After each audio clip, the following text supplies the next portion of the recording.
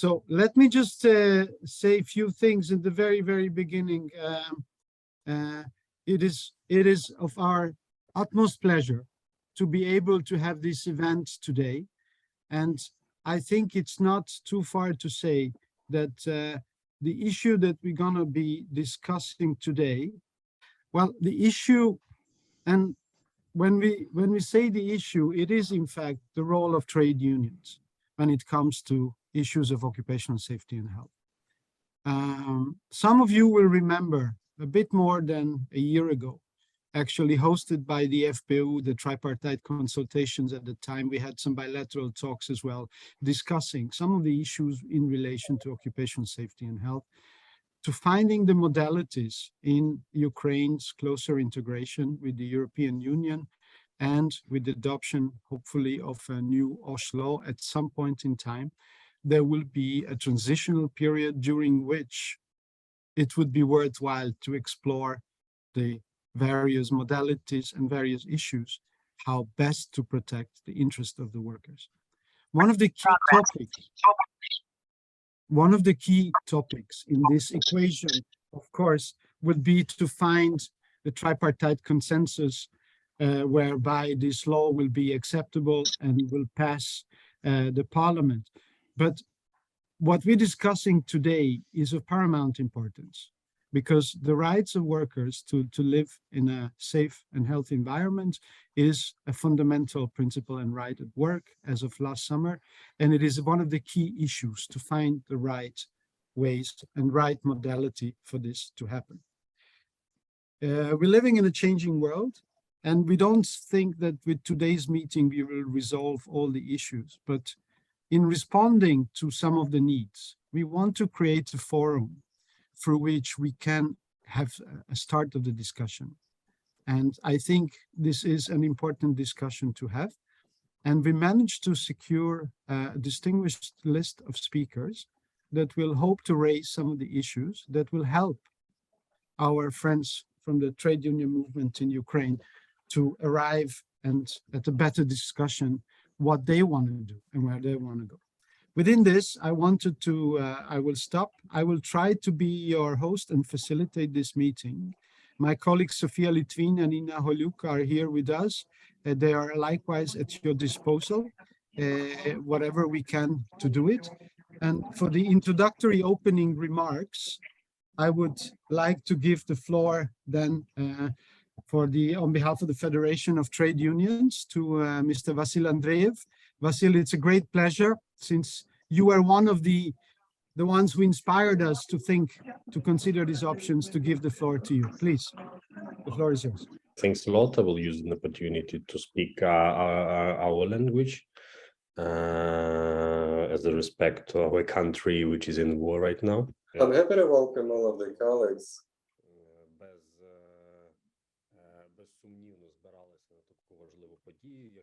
That have been able to join us on this call. I appreciate support from the ILO and in particular the project for getting all of this organized.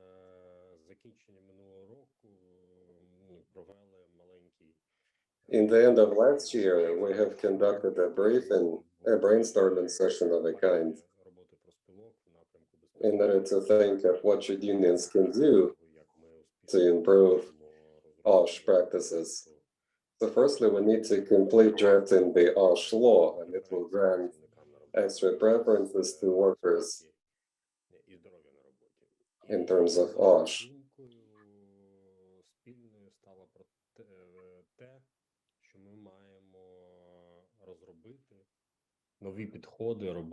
The idea is to find a new way for trade unions to do their job once the new law has been passed. So we're discussing this with the existing unionists and non-unionists at work. So we're discussing better ways of practicing OSH. We've got technical inspectors and inspectors, and nowadays they work towards implementing a trade union policy and high OSH standards at work. They do it jointly with the employers. At the same time, we can see an ongoing process which curtails the rights and capacities of technical inspectors. And basically, inspectors should only be working for the state. You can only have state inspectors and nothing else. So we're going to try and preserve all of the best practices of trade unions. I'm speaking of technical inspectorates that the unions have. We need to think of ways of enabling representation of workers in companies in terms of OSH. It's the representation of workers at work, at the workplace. We would like to be exposed to the experience of other countries that are doing this. Also, we have to think of how OSH officers can do their job in the companies where there are no trade unions. And these guys can be a good entry point for the unions so that they could do their work at the workplace, enabling OSH, decent work conditions, and occupational health. So potentially it's a tremendous amount of work yet to be done. And there are best practices in this field, and we need to have a better idea of those. We need to listen to that and respond to what experts are going to tell us. Jolt and Sophia over the last couple of months have been trying to find a way to organize this discussion. It was our request initially, and they have been able to make this event happen just before the end of the project. And this request comes from a real need. And I think it will pay off in the nearest future. Mr. Osovoy has been telling me for the last couple of months that this thing is a priority to him, and he wants to be a part of this discussion. He really wants to discuss this with the management of trade unions. He wants to gain more knowledge about OSH. He wants to be more knowledgeable about that. So I'd like to wish all of us productive proceedings here. Once again, special thanks to the ILO and all of its staff. These people work not only from Budapest office, but from other offices of the ILO, and not just the ILO actually. So wishing everybody a good proceeding in this session. I really hope that if the project is going to be continued, OSH will be one of the things we're going to keep addressing for the sake of better OSH for the workers. A couple of years ago, it has become a fundamental right for workers.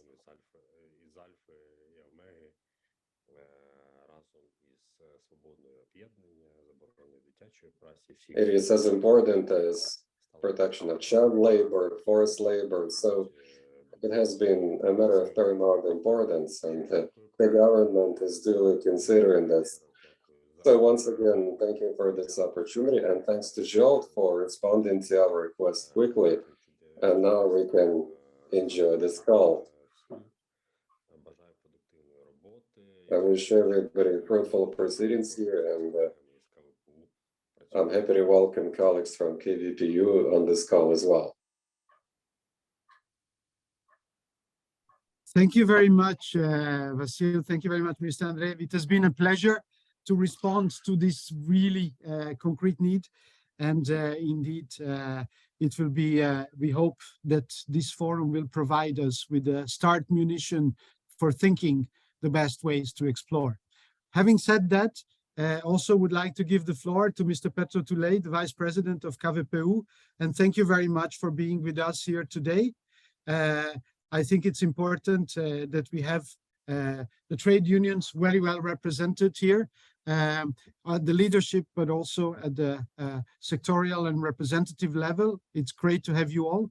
Within this, without further ado, I would like to give the floor to you. Hello, everybody, brothers and sisters. I'm happy to welcome you all. And I'd like to say that I appreciate the project towards healthy and safe and declared work in Ukraine, which has made this call possible. It is happening in the trying times for the country.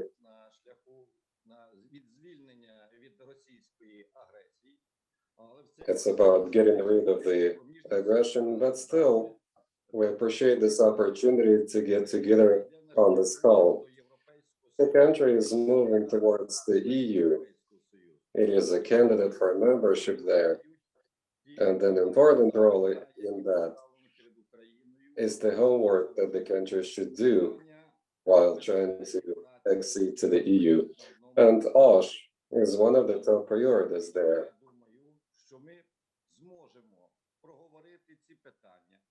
I guess today we're going to be able to talk about this. We're going to have presentations from the EU colleagues that will tell us what they were doing about it, how did they organize OSH practices involving trade unions in this effort. We perfectly know that over the last several years, through this project, efforts have been made to draft a law on OSH in this country.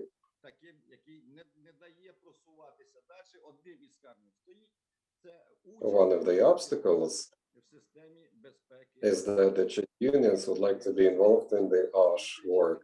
So I guess today's call will allow us to hear more about this from European colleagues, and then we will be able to do something like this in our home country. We can make improvements on the draft OSH law in order to make it a real deal, to make it something that will be practically implemented across the country. Thank you so much. I wish you good proceedings here, and take care, guys. Thank you very much, Petro. Thank you very much, Mr. Tuley, for these introductory remarks. I should have started with one sentence. I think, and this I put as a criticism of myself, I should have started this meeting by expressing what I always do. And I think it is really, really important for me. I would like to express my solidarity with Ukraine, with all of you, with my colleagues in Ukraine, and those who are participating in the meeting. And I wish you peaceful skies, and I hope that all the desires and the issues that are on your mind will be fulfilled. And we stand ready to support you, at least in those parts that we can. So I just wanted to say this, as now we have had the Ukrainian speakers from the trade union speaking. So with this, I would like to give now the floor to my colleagues from the ILO. Both we have been blessed because we have the representative both from the workers department from Aktrav, but also from the technical department dealing with labor administration and occupational safety and health. I think that let's say the regular workers specialist from the Budapest office, I understand he is due to some family commitments unavailable today. But let me reassure you, these are good news.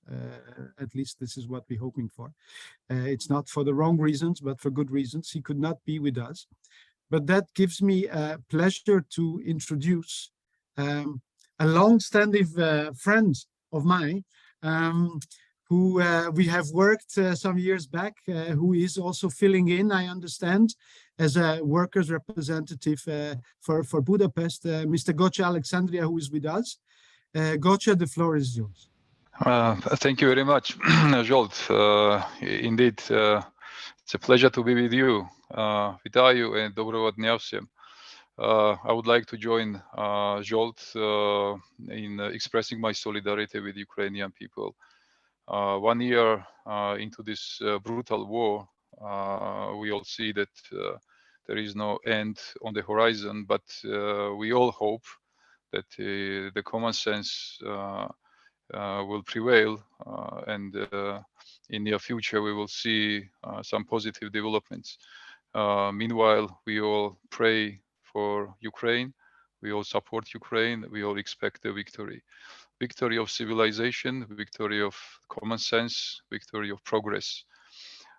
So colleagues, with this, I would like to join your discussions. And indeed, Magnus is absent because of his family concerns. As Zsolt put it, it's quite a pleasant one.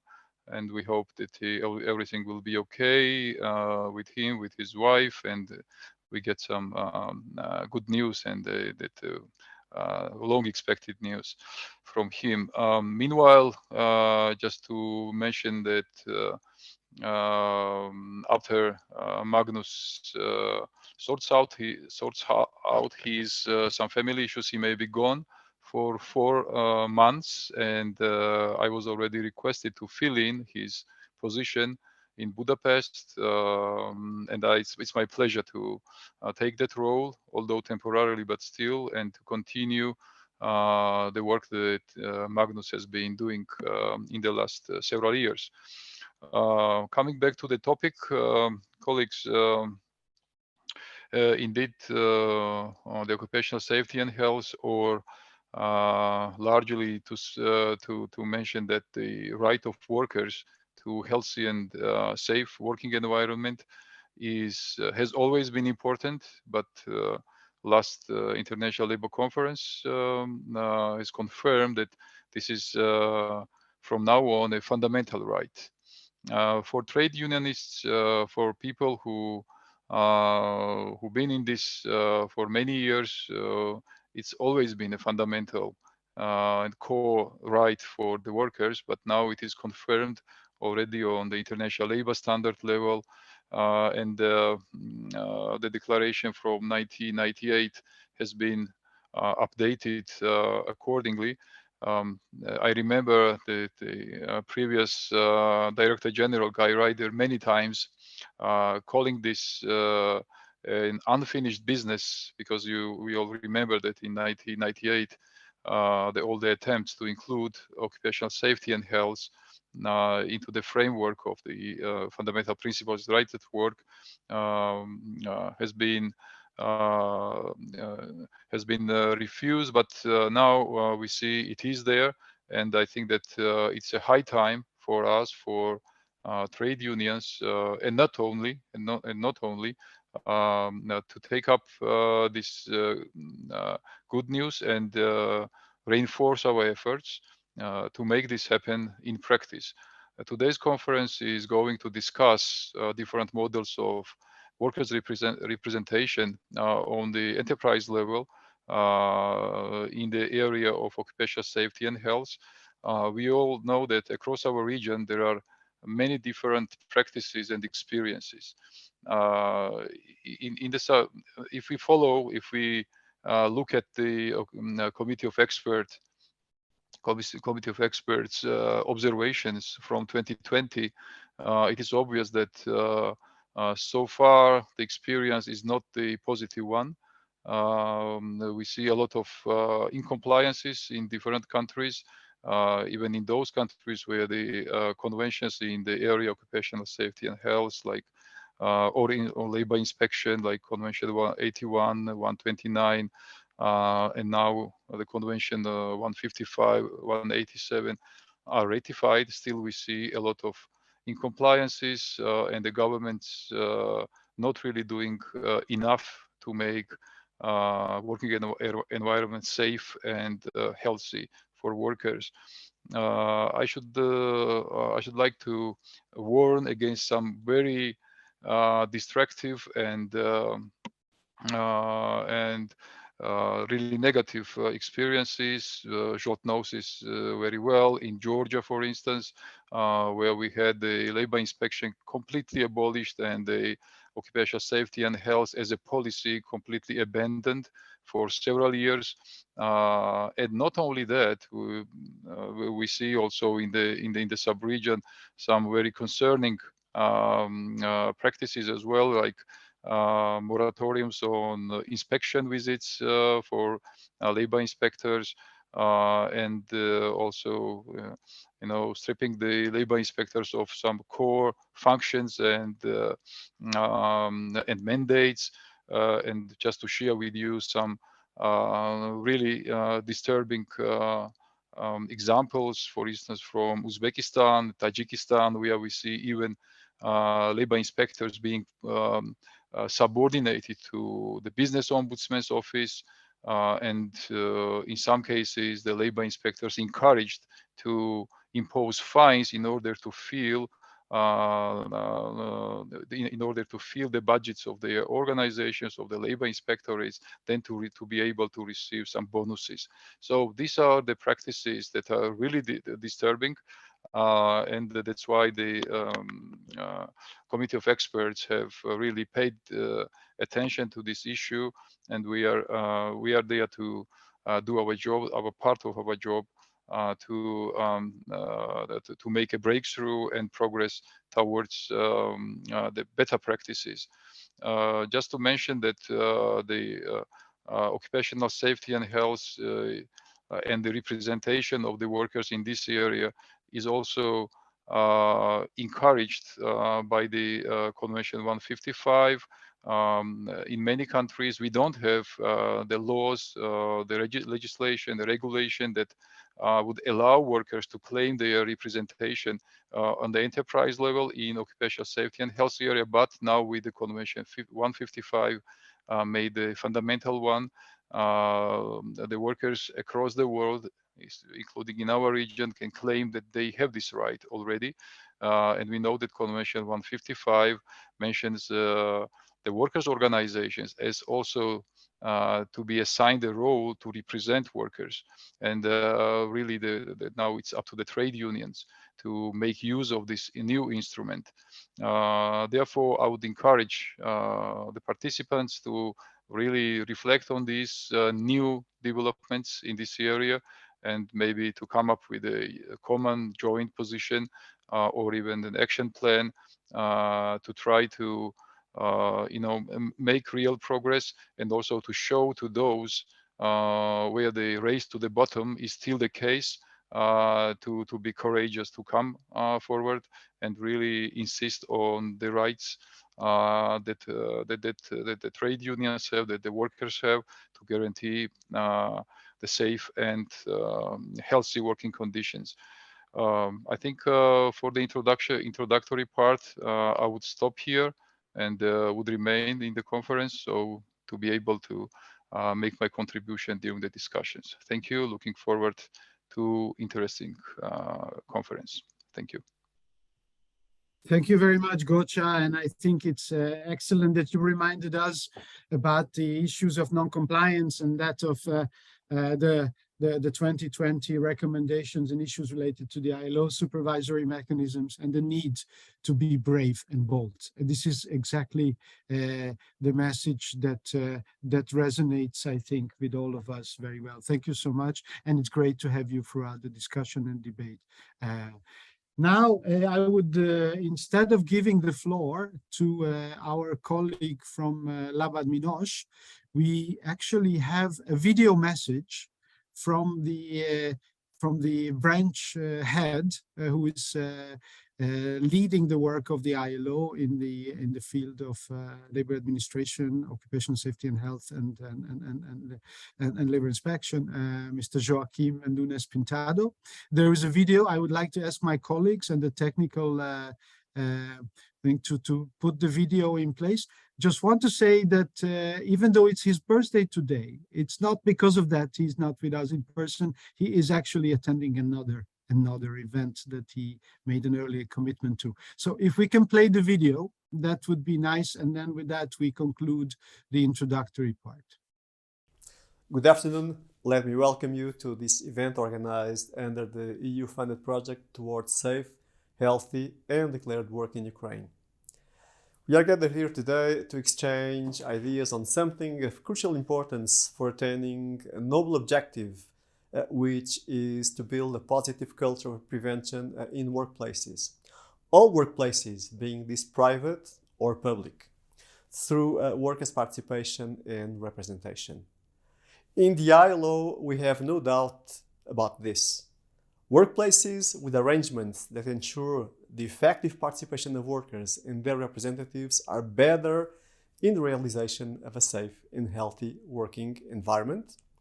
They perform better and ultimately they are more productive. This is not an assumption. According to research, workplaces with higher worker engagement report up to 64% fewer safety incidents and 58% fewer hospitalizations. ILO Convention number 155, ratified by Ukraine in 2012, identifies workers' engagement as a key requirement for building a workplace safety culture. Similarly, ILO's Convention number 187, which was identified together with Convention number 155 as a fundamental convention in June last year, highlights the participation of workers and their representatives on occupational safety and health as a critical element for success for any safety and health intervention. From a practical perspective, the integration of OSH management systems into the business's general management structure is key to controlling risk and reducing work-related accidents and diseases. This needs to be supported by a positive preventive culture built on the principle of inclusion, whereby all parties are meaningfully involved in an ongoing improvement of safety and health in the workplace. In workplaces with a strong positive OSH culture, workers feel comfortable raising concerns about possible safety and health risks and hazards, and management is proactive about collaborating with workers to find appropriate, effective, and sustainable solutions. This process requires open communication and dialogue, which is built on trust and mutual respect. Workplace cooperation may take a variety of forms, ranging from information sharing to consultation or joint decision-making. Structures and forms of representation are different from country to country, from bilateral committees to specific OSH representatives, or by assigning these functions to broader workplace councils or to union representatives. Independently of models and forms, national law and national OSH policy should ensure the right of workers and their representatives to actively participate in the development and implementation of preventive and control measures. This includes the right to be informed about occupational hazards and risks inherent in the tasks of all the workers. Key functions of workers' representatives as defined by ILO standards in the area of occupational safety and health should include representing workers in all matters relating to safety and health at work, monitoring the measures taken by the employers or other relevant duty holders to meet their responsibilities, inquiring into any potential risk to workers' safety and health that arises from the work of the undertaking, making representations to management on matters that affect the safety and health of workers, participating and representing workers in decision-making processes regarding occupational safety and health, investigating occupational accidents and diseases as well as near misses. These are just some of the functions that should be assigned to workers' representatives independently of the form that we have in national law. Workers' representatives should also be free to contact labor inspectors, including to inform or complain of any concern about a particular workplace and also to collaborate on investigations. This collaboration is key. Questions have been raised in some countries on the extent to which the functions of workers' representatives of any kind and labor inspectors would be similar in scope.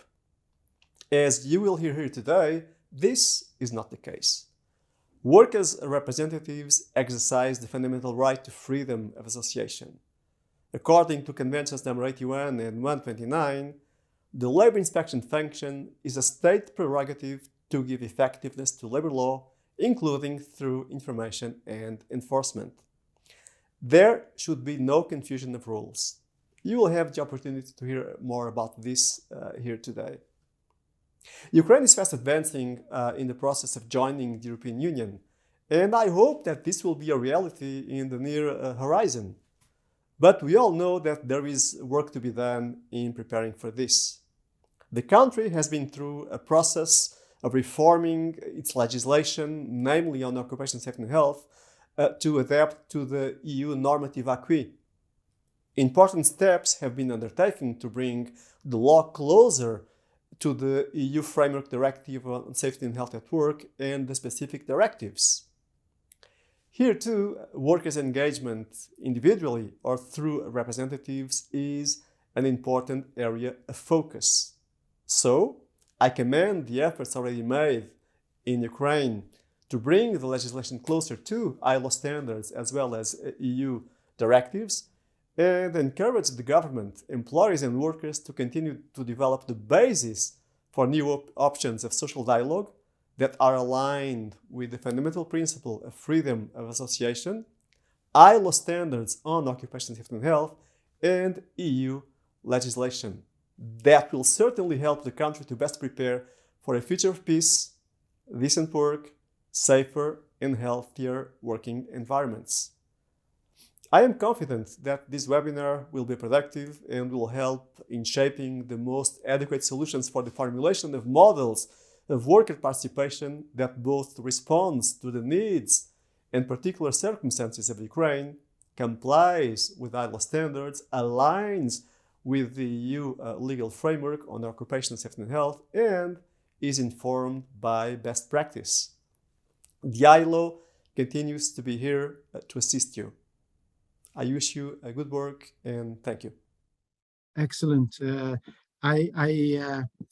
Many thanks to Labad Minosh colleagues for this. I think it was an excellent way to try to engage Joachim in more than one place on one day. And I think the message was also very, very clear. We thank you for that. With this, we have now let's say we're stepping out from the introductory remarks and we're getting into the substance of the matter in the agenda. And I want to say that it is my, I'm immensely delighted that we are able to secure the participation of Mr. Rimantas Jonasdagis, the former Minister of Labor of Lithuania, who is in his capacity as an expert on these issues and recommended by our actor of colleagues.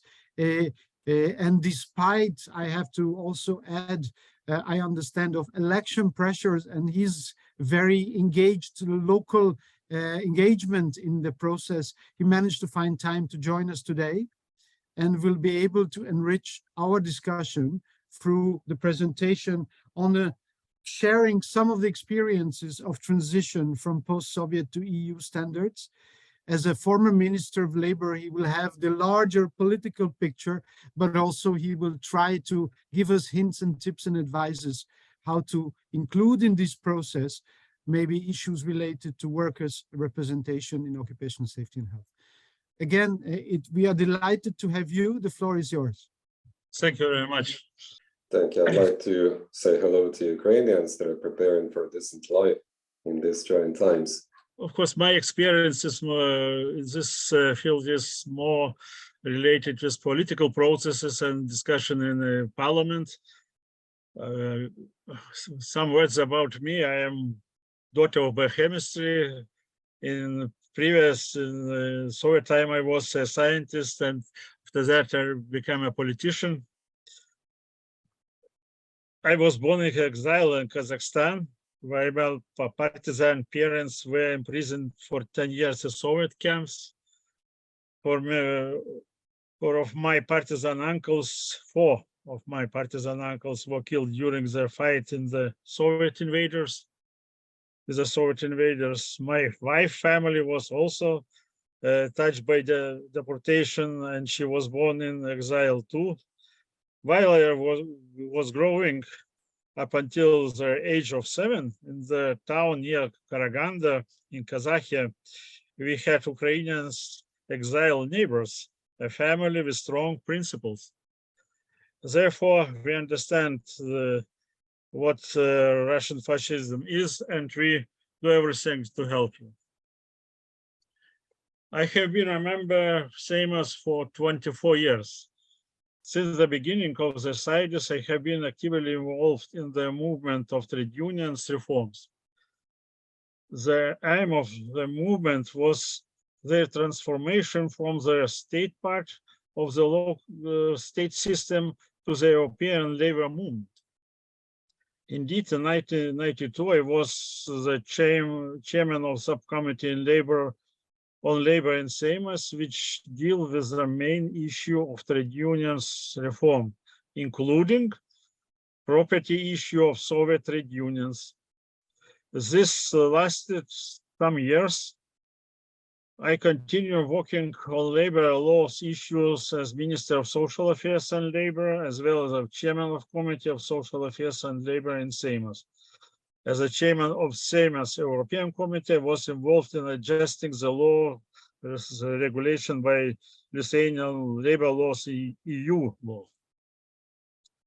It is difficult to discuss all the issues in the short report, especially since labor law is constantly an evolving process. I will try to stress the main processes that have taken place in the trade unions movement, and particularly in the area of occupational safety and health. I think the analysis of experience, historical experience in Lithuania, both positive and negative, could be a great importance for you. I not concentrate to the a lot of concrete regulation. We have a lot of specialist experts here. I try to mention the more political and social process, how was it done in Lithuania. The first stage of trade union reform took place together with the emergence of Lithuanian Sąjūdis after the movement was founded. In Soviet times, trade unions were an integrated part of state system. It was fundamentally involved in the system of redistribution of social goods, distributing travel warrants, and deficit goods and additional securing goods working condition. The task was to abandon uncharacteristic functions with the intention to represent the interest of the working people. The process was not simple, but successfully done. New trade unions were formed, and professional organizations that exist before the Second World War in Lithuania were established. Soviet trade unions changed gradually as well. A great intensive for changes was ambition to become member of international trade union organizations, and Western patterns helped a lot in organizing training for new leaders, and it was a big help for Lithuania. The second stage was a transformation of trade unions assets. The extent of the problem was large, not only health centers and restored houses, but even a part of buildings. For example, parliament buildings belonged to the trade unions. It was quite a tense process because due to a large number of new trade unions appears, but we managed to find a compromise. Also, the newly established organizations were not very satisfied, but that was a big step forward. Part of the compensation was paid for the buildings. Some buildings were transferred to the health system. The process was not simple because already at that moment, the ideological differences appears between politicians. Some of them considered trade unions as Soviet outliers. The third stage was a creation of legislation framework through integration into the Western system. There was clear interest to begin operating as a West, but it was obvious that transformation could not happen suddenly. Efforts have therefore been made to implement the reform as quick as possible, but taking into account the real possibilities and the ability of trade unions to control complex areas, including occupational safety and health issues. This process takes place in constant consultation with international organizations. Heated political debates were also here. Particularly, there was been a lot of discussion about collective agreements and what must be solved by collective agreements, what must be solved by state. Liberal politicians disagreed on again greater influence unions in negotiation with employers. This was suggested to be replaced by work councils. It was something new, which is in principle represents the interest of the employers. In real life, there was no incentive to include collective agreements, and there was no sectoral agreement at all. Also, such a legal opportunity was there in additional international promises made by Lithuania. A long time we have no collective agreements in some branches and on some state level. This was also due to the fragmentation of trade unions or organizations representing employers. Unfortunately, during this period, there was rapid decline in the number of people belonging to the trade unions, especially in the private sector. In reality, the only functioning structures in which consultations could be held was a tripartite council under the Ministry of Social Security and Labor. This has helped to find larger consensus through the adoption important questions in this council. The fourth stage is the adoption of the labor code. It was a very fair discussion between liberal politicians who are going more and more weight to the majority of their people supporting trade unions. I had to argue a lot with my conservatives and liberals comrades in their party at that time. The codex was adopted in many cases after finding a consensus. It was very good, but it left a numbers, uncertainties, and opportunities for different interpretation. In it, real rights of trade unions, I must stress, are less than were. Also, they are not so not too trivialized. The court is not choose a system based on the collective agreements, remaining a major regulatory influence of state institutions. However, the discussion that took place led to a measure of collective agreement in the areas where the state has greater influence. So now we have the negotiations. Negotiations are regulated. Labor laws laid down the collective agreements concluded at national, sectoral, territorial level may derogate from the mandatory rules laid down in the code in the other labor laws rules, with the exception of rules relating to the maximum working hours, minimum rest period, the conclusion of termination of contracts of employment, the minimum wage, occupational health and safety, gender equality, and non-discrimination, on the ground provided that the collective agreement achieves balance between the interests of employers and the workers.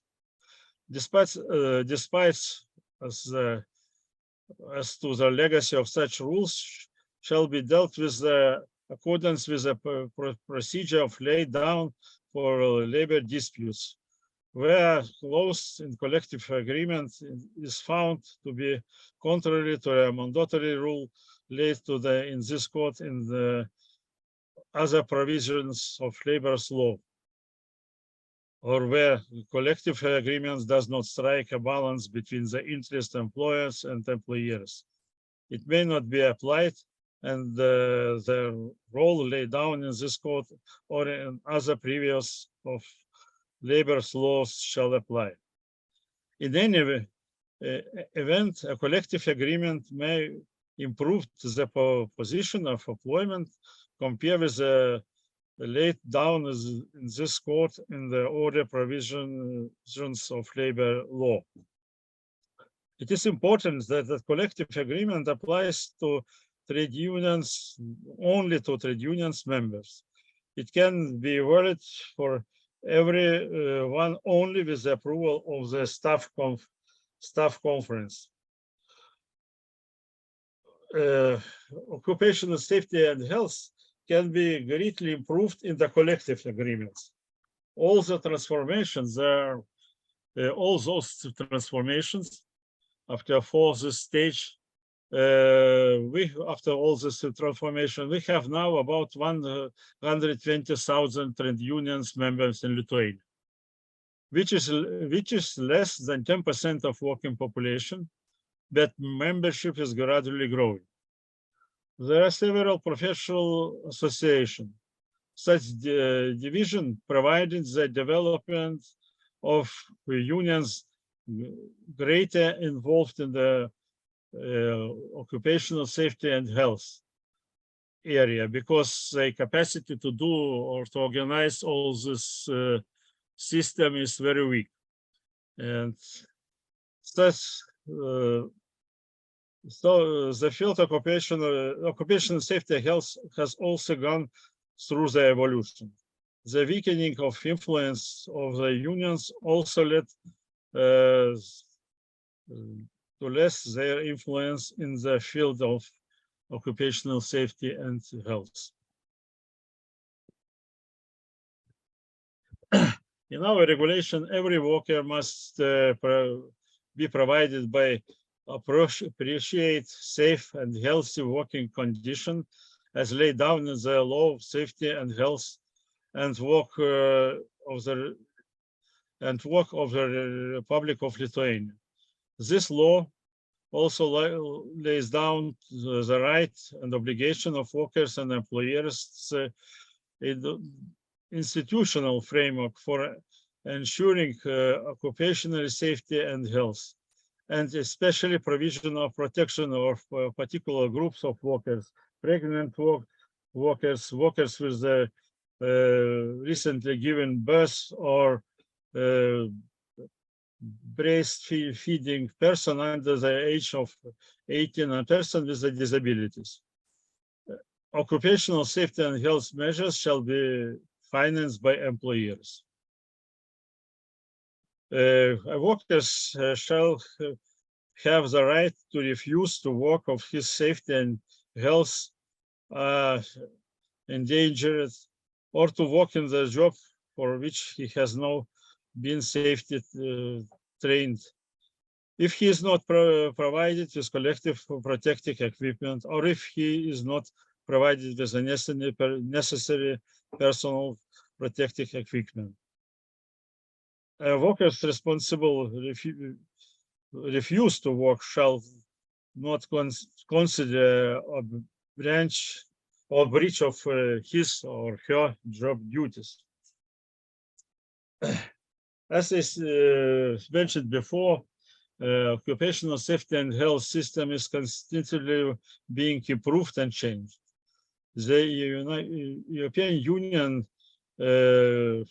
legislative in this field framework not consists of the framework now consists of 1989 framework directive and safety and health work and additional 24 separated directives. All this is done must be done as a future necessary work for Ukrainians. It takes a lot of changes in your regulation, I think. The European Union progressive approach of OSH achievement can be explained by two factors. Firstly, the European Union and member states have developed an advanced regulatory framework with preventive and protective measure of address occupational risk. Secondarily, it is based on tripartite council, whereby workers, employers, and the governments work closely together to develop and implement those occupational safety and health measures at European Union and national level. In addition, the continued support provided, in particular of micro enterprises. The principle of European Union has taken over the most of international labor or International Labor Organization provisions. The European Union needs to take further action on occupational safety and health, to adopt job over accelerating change in the economy, demography, work, patients, and safety as well. For certain proportion of workers in the European Union, the concept of their working place is not only changing, but also becoming more complex as new organizations form, business models, and industries emerge.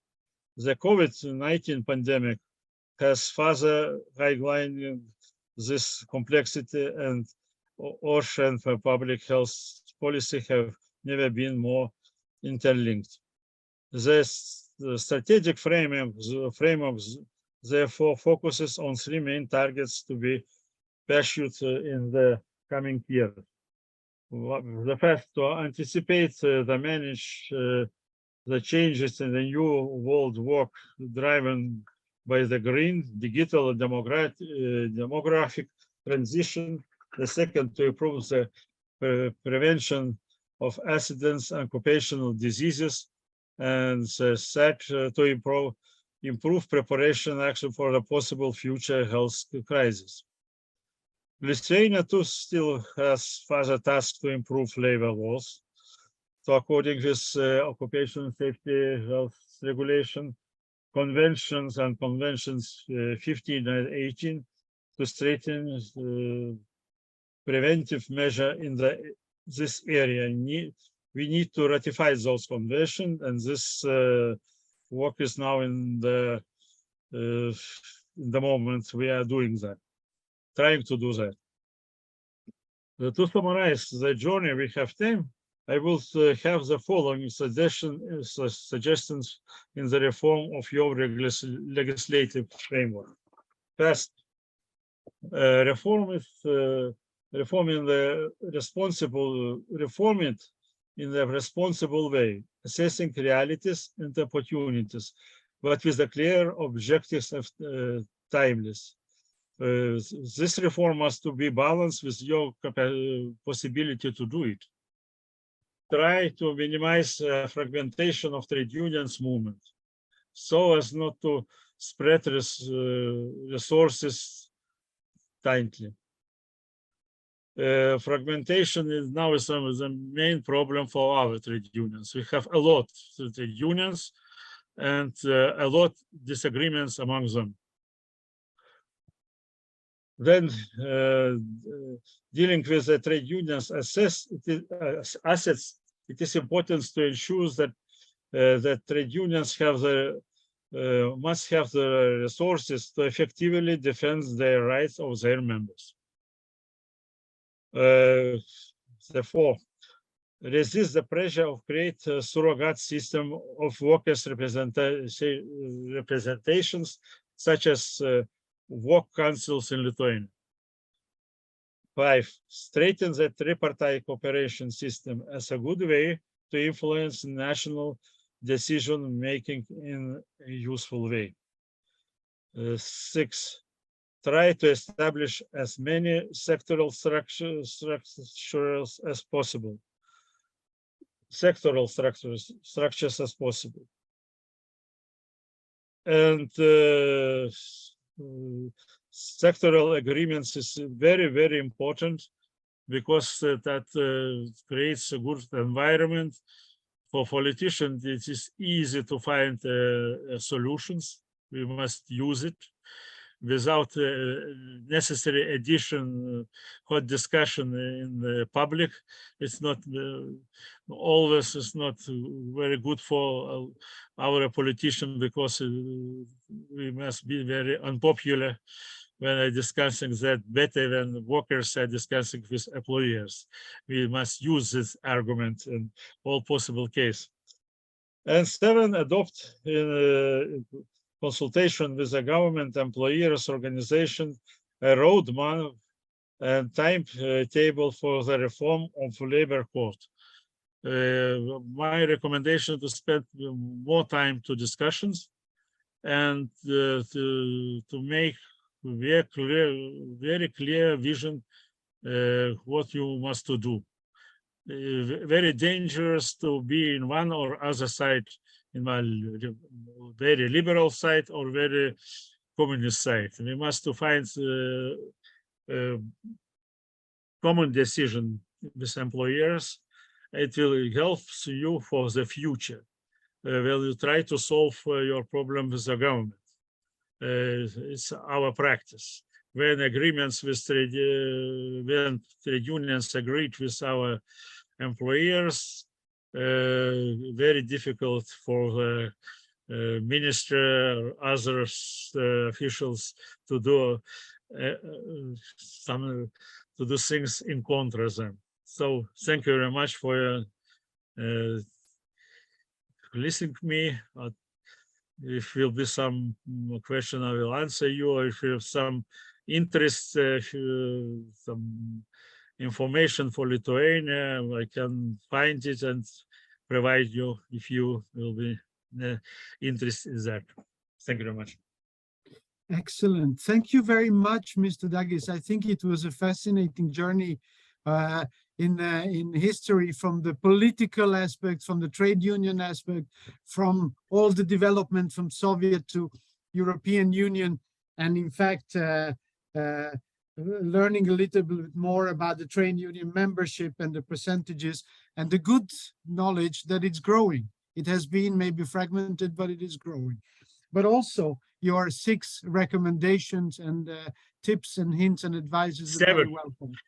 Sorry, 7, excuse me, 7 recommendations and tips and advices are much appreciated.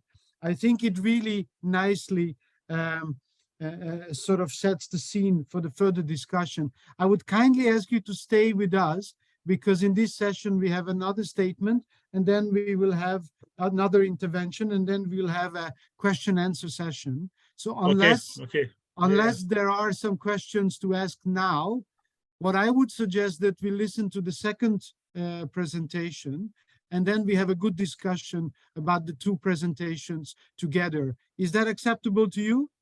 Yes, yes. Colleagues also from Ukraine, is that acceptable?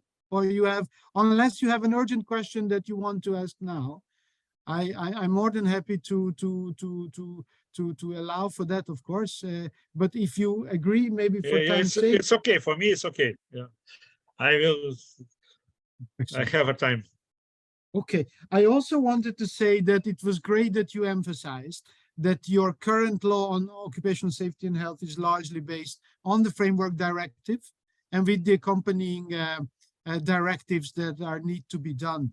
And I think it is also good maybe for you to know that Ukraine so far, I mean, the occupational safety and health law, the draft law, is largely aiming to be based on the framework directive, and with some help, including of the ILO, there are already 5 directives that have been sort of work done to be transposed in the local legislation. Of course, there is a lot of work still to be done, and still the framework directive and the compatibility of the OSH law is a matter of very intense discussions, as colleagues would testify.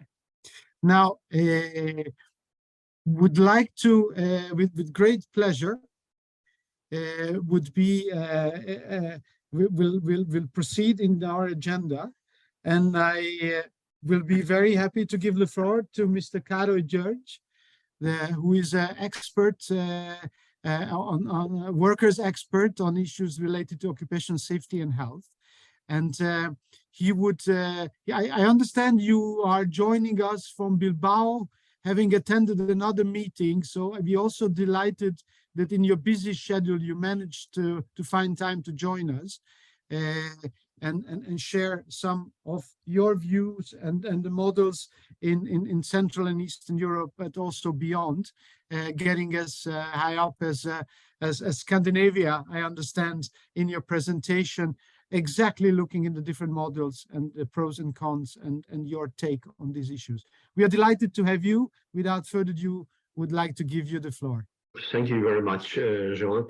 I don't want to go into detail on that because it is a very, very difficult situation for you. I just recall that a year ago, together with Magnus, who is unfortunately unable to be with us today, we were at the railway station in Budapest during the night and helping Ukrainian, also trade union colleagues' families fleeing right in the first week, and trying to help whatever we could.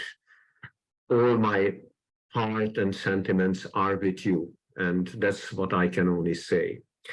I was asked to speak about exploring the different types of workers' participation, representation, committee work at workplace, how does it work, the different pros and cons, and how to make use of the health and safety at workplace activities of trade unions to organize. My first question is, what do you want to achieve? And exactly what Mr. Dagis told as one of his points of recommendation. What are the dreams and what are the realities? Because our experience is we can have very big dreams, especially prior to the accession to the European Union. We had big dreams, also workers, trade unions, and then we had to realize that the everyday is something different. And it's better to be prepared for the reality. So what is the point of departure? I want to echo what Vasily and also Petro at the introduction told. Very important, first of all, to elevate health and safety at work issues to a priority in the trade union politics and trade union policies. This is extremely important. And here I immediately would like to recall the ILO opinion on the draft law of Ukraine, which defines the terms of worker. It's unclear whether it refers only to the workers with an employment relationship, or how about domestic workers, self-employed, farm enterprise workers who are explicitly excluded by the draft. And why I want to mention it, because the scope of application must be about all of the workers, all the working men and women. You cannot leave out anyone. And why is it so important? Because if you look at the statistics, and now I took the statistics from the World Bank, in Ukraine, and it's practically the same as in most of the countries in Europe, the micro and small medium enterprises represent about nearly 99.9% of business entities. And out of that, 83% are the micro enterprises, which means also 82% of employees are employed in this segment. And why it is so much important? Because as trade unions, and I will come back with the different examples from different countries, trade unions are totally out of this segment. We are not organized in this. And that's also one of the reasons why Mr. Dagis also referred to the very low unionization rate in our countries. Trade unions usually think about those segments and those parts of the working people who can be organized. And these are the medium and large companies, but they constitute a minor part of all the enterprises. And we have to change our paradigm. We have to change our own way of thinking as trade unions. Why it is also important? Small and medium enterprises account in the European Union for about 67% of employment. However, at the same time, this is the segment which accounts for 82% of occupational injuries. And we have to address it. We have to find a way also for finding an agreement with the employers. They are, I mean, in this segment, they face greater risk and opt, especially micro enterprises who strive to survive from day to day in our economic situation. They opt for a low-cost solution, and this leads to problems financing and OSH policy as well. So the experience shows on the European level that once these enterprises, businesses, understand the relationship between OSH and productivity, then they see the link between OSH and the economic performance. And that's the turning point. If you can go back to the previous slide, please. Yeah, the business case. According to the European agency, the EU-OSH estimates 3.9% of global GDP and 3.3% of the European GDP spent on dealing with occupational injuries and diseases. And this percentage differs, of course, between countries. And 2 points. The main cost driver is work-related cancer. In the European Union, over 100,000 people die as a consequence to work-related annually, as a consequence to work-related cancer. And the second is the musculoskeletal disorders.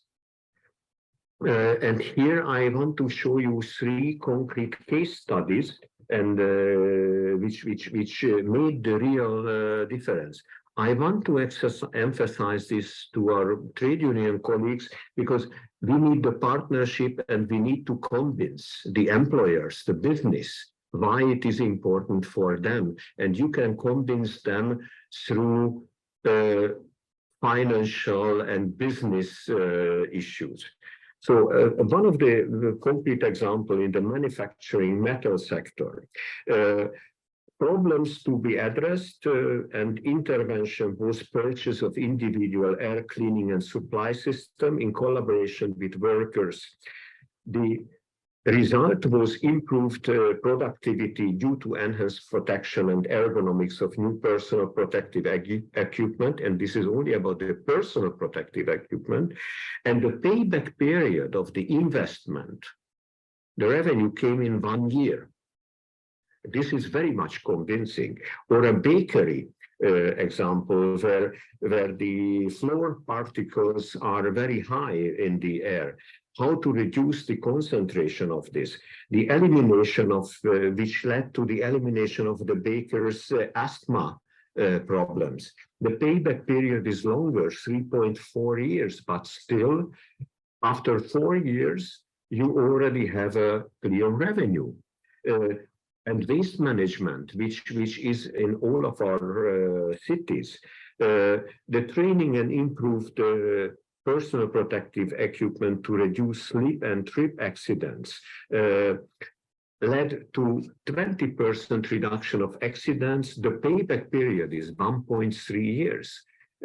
I don't think that we need more convincing arguments towards our employer partners that they would need to invest in OSH in general. And this is an Australian study, but that's I think a global phenomenon as well. €1 or $1 invested in health and safety at work measures makes a revenue of 2.6 times. About this, I will also share with you later the whereabout and the link. The European Economic and Social Committee had an opinion 3 years ago on summary of the costs and benefits of investments in OSH. About the regulatory frameworks, I don't want to speak much, just to mention that in Hungary, when we were preparing for the accession of to the European Union, the first chapter which we could close and which was really well done was the transposition of the OSH directives, the framework directive, and then at that time existing technical directives. I would like to call your attention that beyond this, which is now 24 technical directives and the framework directives, there are also quite a number of other directives which contain elements which have to do with health and safety at work. And that is something where I do believe that the European Agency for Health and Safety at Work can be a good source. And we can also provide advice on where and what to look for and where to pay attention. One more point I'd like to tell here is the European Pillar of Social Rights, where the number 10 principle is about healthy, safe, and well-adopted work environment and data protection. And it makes clear that workers have the right to a high level of protection of their health and safety at work. And the European Pillar of Social Rights Action Program contains concrete measures how to reach that. The different methods of worker participation and effects. There are direct and indirect participation, and that has an impact also on the health and safety interest representations, and of course, individual and group participation. The direct participation is about direct consultations, interviews, and so on. The indirect participation, and I think this is the one which as trade unions we should opt for, is safety representatives in the companies in different forms, but in an organized and structured way. What is important, that we have to make a distinction between passive forms of participation, like the information of workers, when the management notifies the workers of decisions in a timely manner, but this is an inactive. Here, this is more a one-way street. We have to have active participation, and that's again the form of health and safety representatives or committees. which gives a real chance for co-decision or co-determination, which is the strongest form of collective worker participation, when workers' representatives could veto management decisions and both parties would need to agree in a formal matter. Of course, this is the ultimate we could reach. And here I would like to bring you four examples: Estonia, Lithuania, Sweden, and Poland. They are different types of workers' safety representations. In Estonia, there is a clearly set social partnership. I'm not going to go into detail. You will find the details in the slides, but due to the time pressure, try to speed up. At national level, there is a tripartite advisory committee on working environment, which is setting priorities and public leadership. And this is very important, public leadership in implementation, involvement, and policy setting. And also at sectoral level. And I'm very happy that Mr. Dagis spoke about the importance of sectoral level partnership and dialogue, because especially in a fragmented economic scenario, the sectoral agreements could be, and sectoral partnerships could be a way out to have a wider coverage of workers.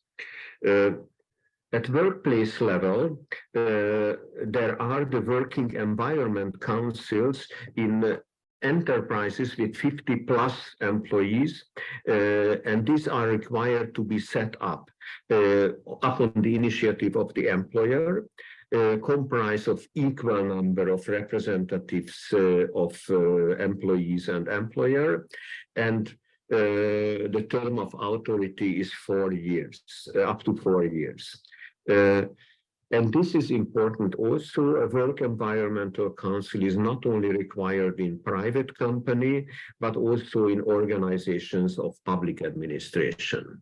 Why it is so important? In Hungary, the OSH law was up until 3 years ago not applicable to the public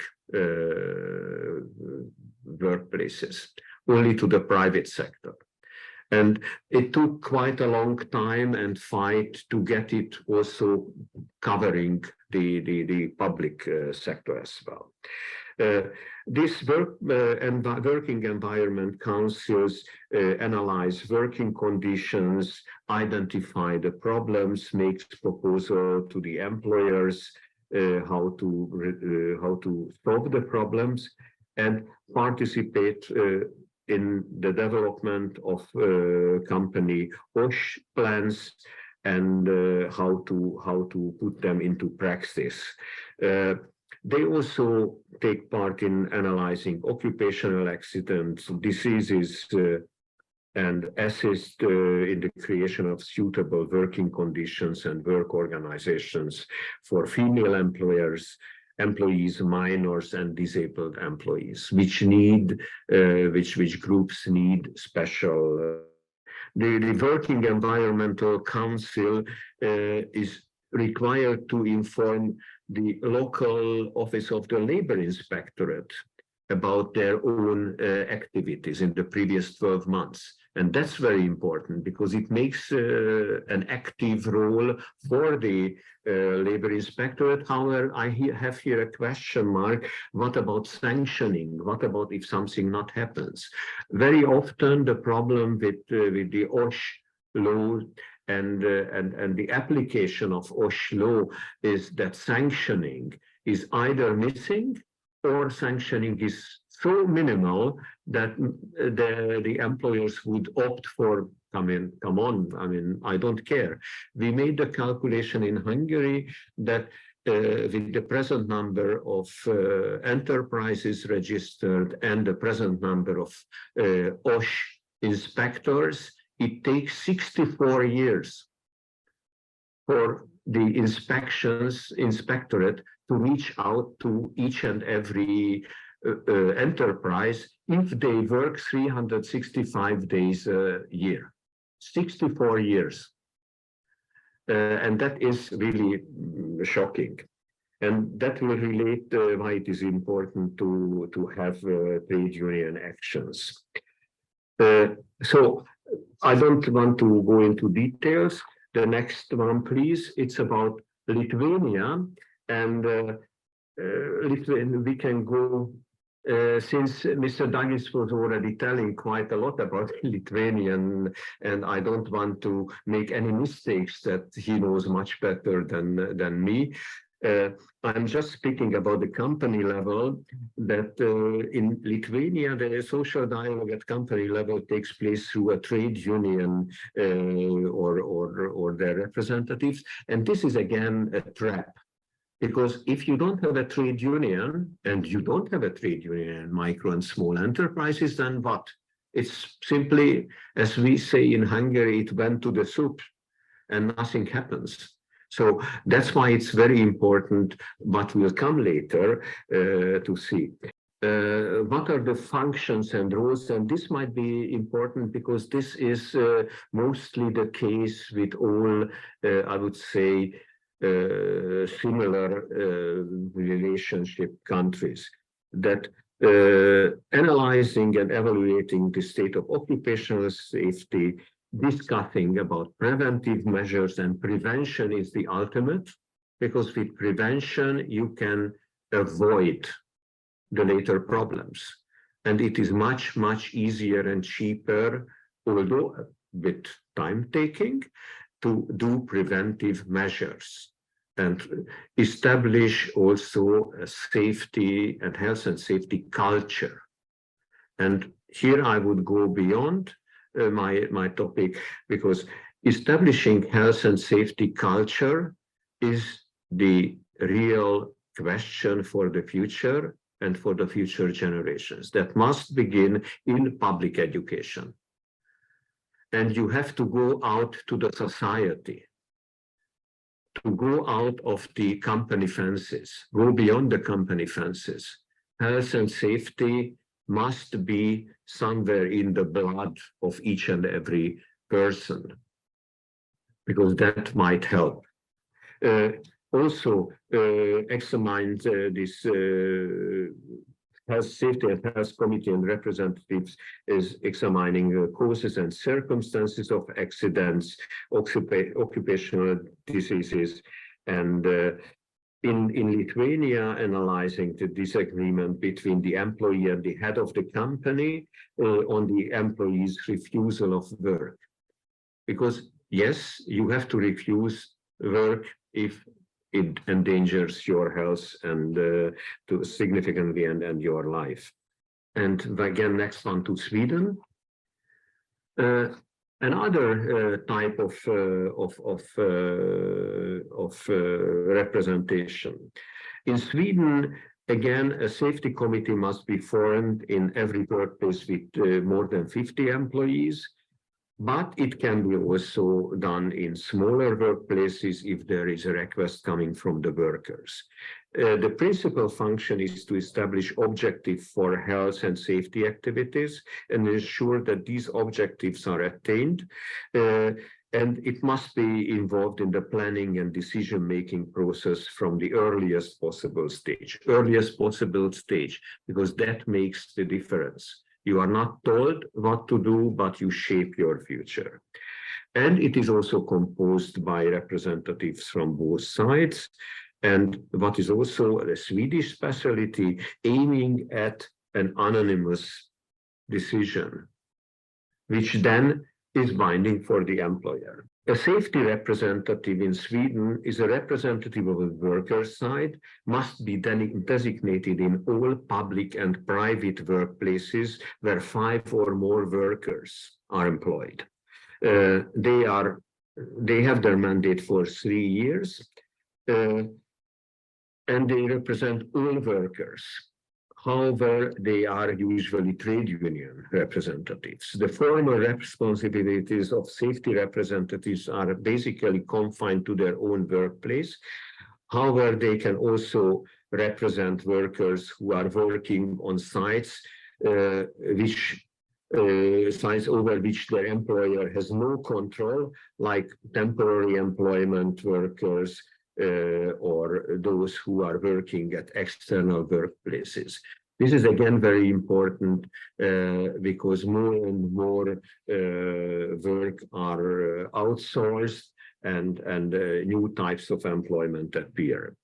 They have full pay, time allocated, and what is very important, and I'd like to underline it, and I would add it to Mr. Dagi's points, the training of health and safety representatives. It is of utmost importance. And in Sweden, they have a basic 40-hour training at the start of the mandate. In Hungary, we have 2 times 8 hours in 2 years. Imagine a safety rep begins his work and doesn't know anything about it, but in 2 years he will be trained in 8 hours. It's really nonsense. The regional safety representatives. Regional safety representatives in Sweden. This is a very unique system because in Sweden, for the representation for small workplaces where there are no safety committees, but there is at least one affiliated trade union member, these regional safety representatives can begin to work. There are around 1,500 regional safety representatives all around in Sweden, covering approximately 700,000 workers in 160,000 workplaces with less than 50 employees. And this 1,500 regional safety representatives visit on an average 65 to 70,000 small workplaces per year. The unions appoint these representatives who have the same rights as the normal safety representatives, but can inspect small and medium-sized companies. And the financing used to be borne by the state. Then it turned 60% state, 40% of the trade unions. By now, it is approximately half-half, and that is due to the trade unions' higher interest to do this work. For workplaces without safety committees, the Swedish Work Environmental Act allows the local branch of the trade union to appoint a safety representative from outside. And of course, as previously told, it applies only if there is a trade union member, one single member, which is not the case most probably in our countries.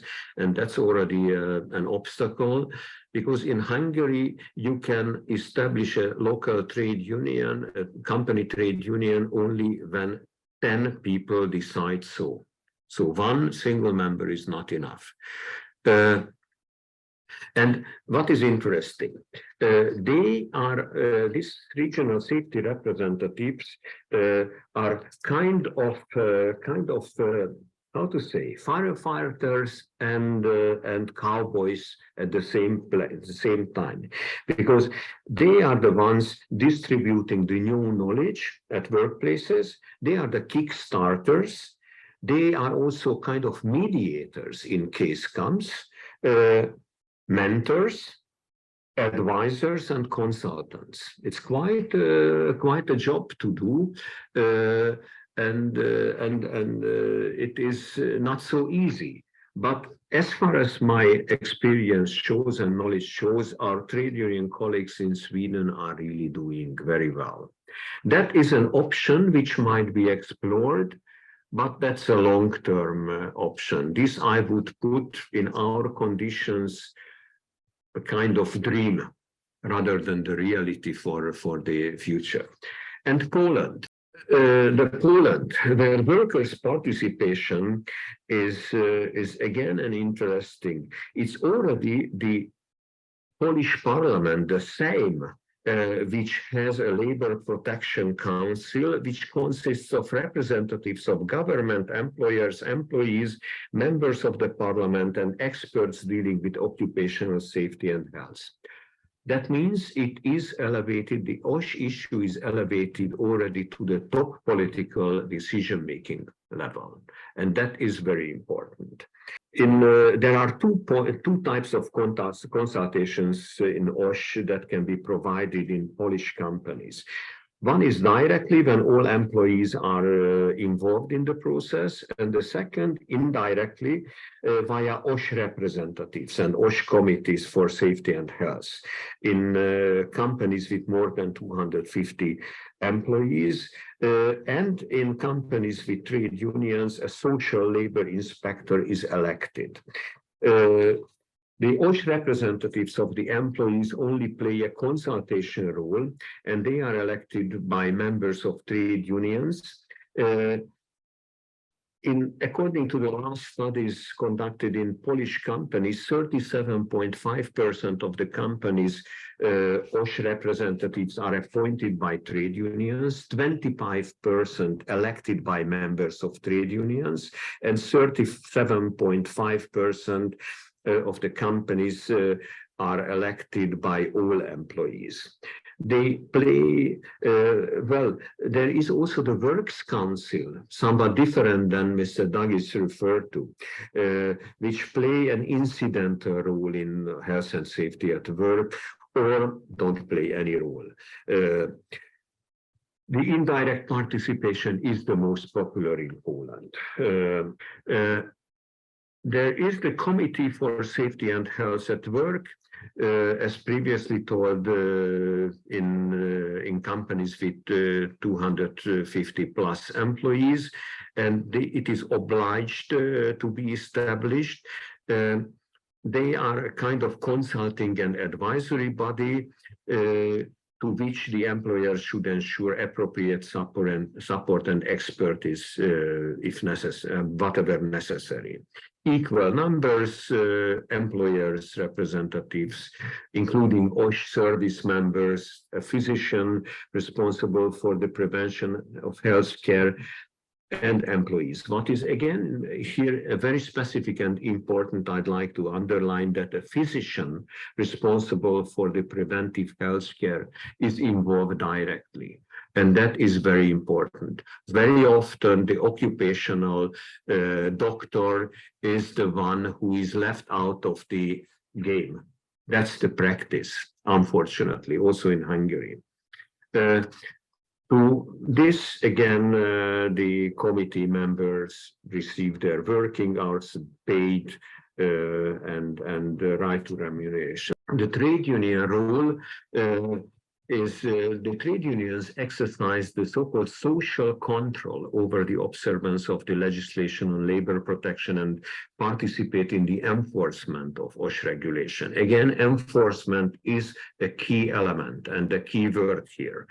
The trade unions can influence health and safety at work in companies by collective agreements or other agreements with the employer, election or selection of employees' OSH representatives, election and managing social labor inspection, analyzing information of working condition, making proposals and promoting OSH-related matters. And next one, please. The social labor inspection, what it is. It is a social service by the employees with the aim to ensure safety and health at work and the protection of employee rights. In practice, the social labor inspector is a person who is by the employees and trusted by the employees and plays a crucial role in communicating between employees and employer of the employer in the company. Can also influence the employees' behavior. So it's a two-way street towards the employees, and also influence their attitude towards safety. Thus, in the present of in their presence in the company can contribute to a large extent to modify unsafe employee behavior. And I think that's a kind of catchword again for the employers, that here the workers' representatives help to get workers making compliance, complying with the regulations. It can be established in any enterprise where a trade union is operating. Again, a gap, an obstacle that, first of all, you need a trade union. So that's again something which can be an organizing factor and an organizing tool or argument, that if you want to have the social labor inspector, then please do a union first. The details are here since time is running. And again, the next one, please. And this is my last but one slide. The way for the future. First of all, you have to keep health and safety issues high on the trade union priority list. It hasn't been the case so far in many of the trade unions. It took quite a number of years also in my trade union to elevate health and safety at a priority place in the trade union policies. One thing is clear, health and safety at work is the area, is the subject where sustainable improvement can only be achieved through constant cooperation and partnership.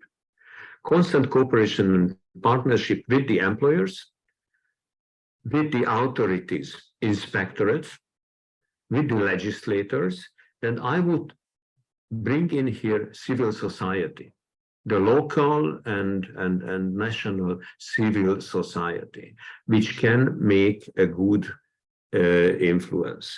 And here I'd like to recall from a non-EU member country, from North Macedonia, a civil society actor who has been able to organize the Balkan OSH network, which functions very well, and which brings in journalists, media. Can you imagine that you get prime time public television program every second week, half an hour on health and safety at work? That's North Macedonia and Albania. And this is through this work to open up to the public. And that is extremely important. See what you have achieved and adjust to the realities. I can only echo what Mr. Dagis told. You have, and we have had also in Hungary, quite important achievements previously on health and on trade union involvement in health and safety at work issues, which was eliminated, and we can't reclaim it anymore. And that's very important. Try to maintain whatever possible. Trade union interest equals with collective approach. This is the real one. Trade unions should be able to help electing, selecting, and supporting the health and safety representatives at workplaces. And reach out to workers, raise awareness, show the successes you have and results. There are, especially in the field of health and safety at work. And that must be made recognized by the workers. And of course, it will bring also new union members. So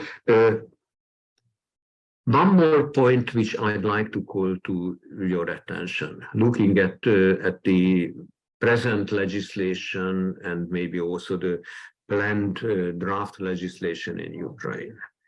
We have had long internal debates. It's not so easy, but there should be one point of departure, that loss of health cannot be redeemed by money. It is the working conditions which must be made healthy and safe. Once you lose, or what is called often very dangerous workplace, so you get an extra bonus. No, that shouldn't be the way out. You cannot buy the health, the loss of health. And the very last point, which I hope won't last very long, in times of war, what unfortunately you experience, it is of utmost importance to minimize workplace accident and illnesses. If anything, that is the ultimate today, which I hope will be a sentence for a shorter time. And I wish all success to you and all strengths. Thanks a lot.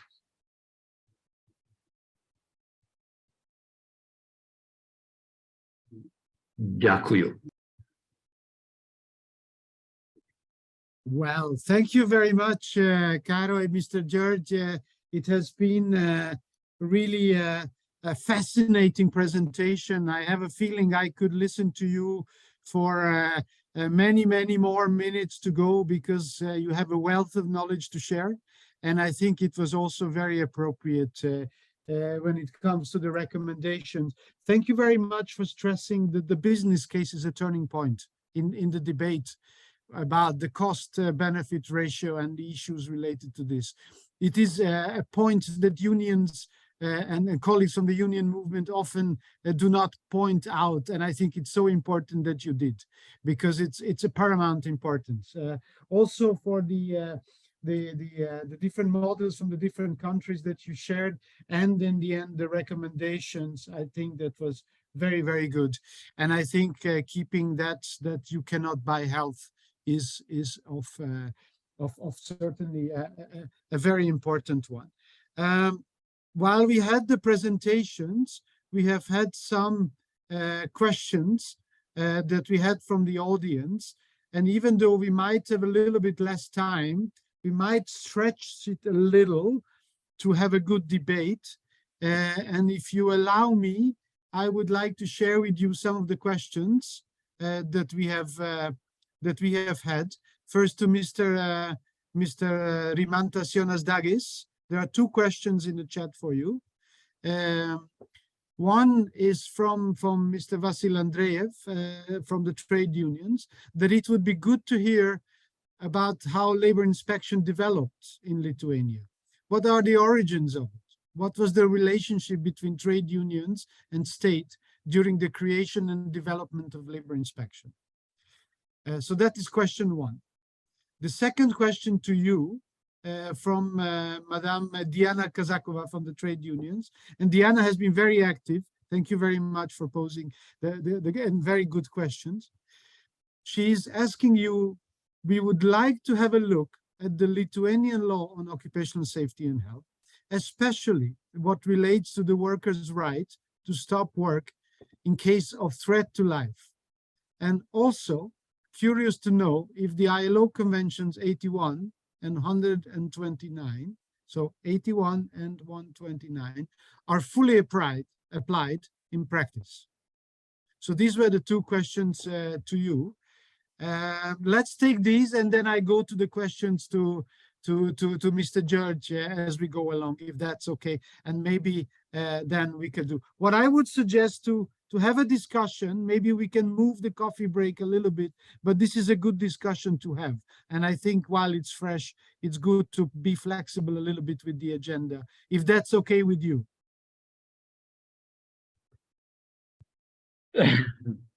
Thank you very much for those questions. Of course, it's a big to discuss all this question. We must spend a lot of time, because very wide questions, and not easy to solve all problems was created. I must stress that, of course, in Lithuania, because I mentioned that 10% of trade unions, when we're discussing about law inspectors and their regulation in this field, I think we have now we have our laws with our realities, most or less. Of course,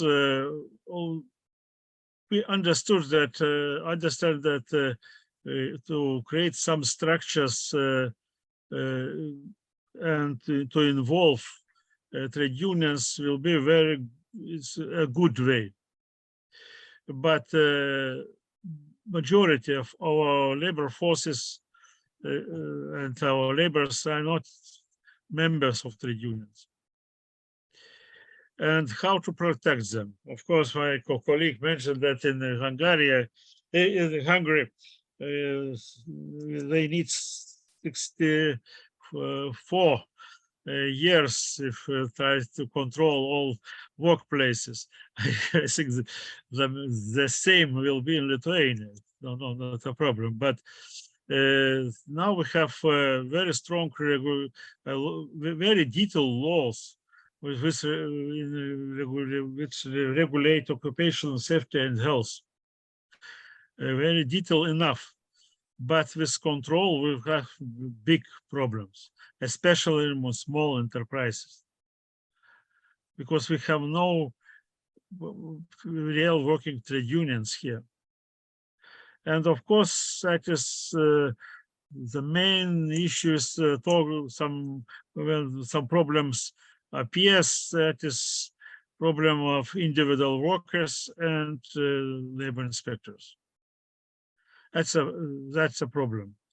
There are some attempts in tripartite system to organize some commissions and so on, but that's not enough. In reality, only enlarging of membership in trade unions can solve this problem. It's my opinion, and we must do from all of you can do it, because with that it's very impossible to solve this problem. For Ukrainians especially, you are in wartime. The unions now is not so important. In Lithuania, the same trade unions in the public opinion is not so important. That's a problem. Of course, if you ask some questions that you are for trade unions, yes. But when we try to detailize all this question, trade unions appears in 20 or even more like 25 position of among important questions.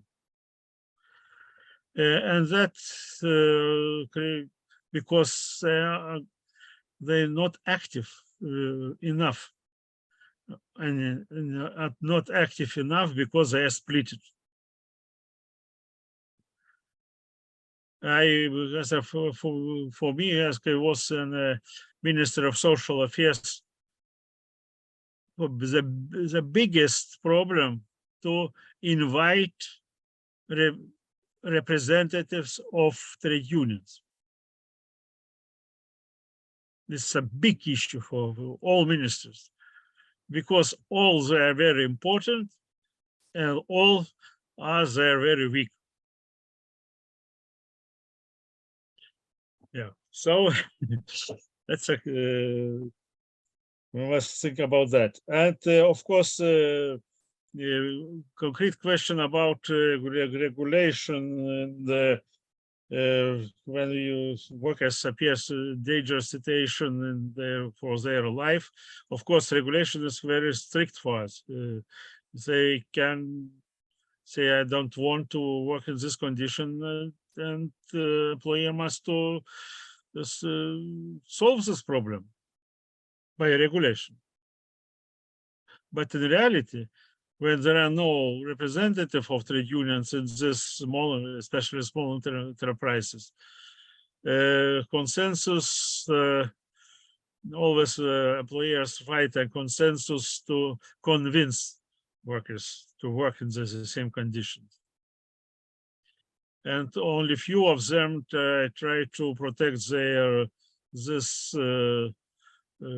right in the courts. Of course, we have structure and our labor inspectors we have some labor courts that allows us to be more effective, but not enough. It's our task for the future.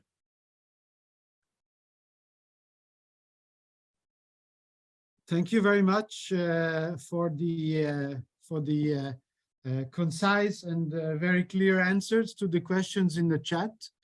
I hope it did answer to those who posted. I think that there are also questions to Mr. Karađorđe in the chat, and I will try to take them up. Of course, there is also a comment that it would have been good to have the Ministry of Economy here. It was by Diana Kazakova, mentioning that the Ministry of Economy could have done because they should be aware of the experiences from other European countries. And I think that's definitely true what Sophia responded to you, that the video recording of this meeting would be shared with the Ministry of Economy. And I think for future steps, there could be, this particular time, it's as we said, it's the start of the dialogue. And it was for now to, the idea was to keep it in the union circles, but of course in the future, if there is a need, this would be good to widen it. Especially, I think both speakers talked about the importance of tripartite sort of understanding and reaching that understanding. So that would be very, very good. There was and also Mr. Karađorđe shared some cost-benefit business case and some other information in the chat. And I thank you for that.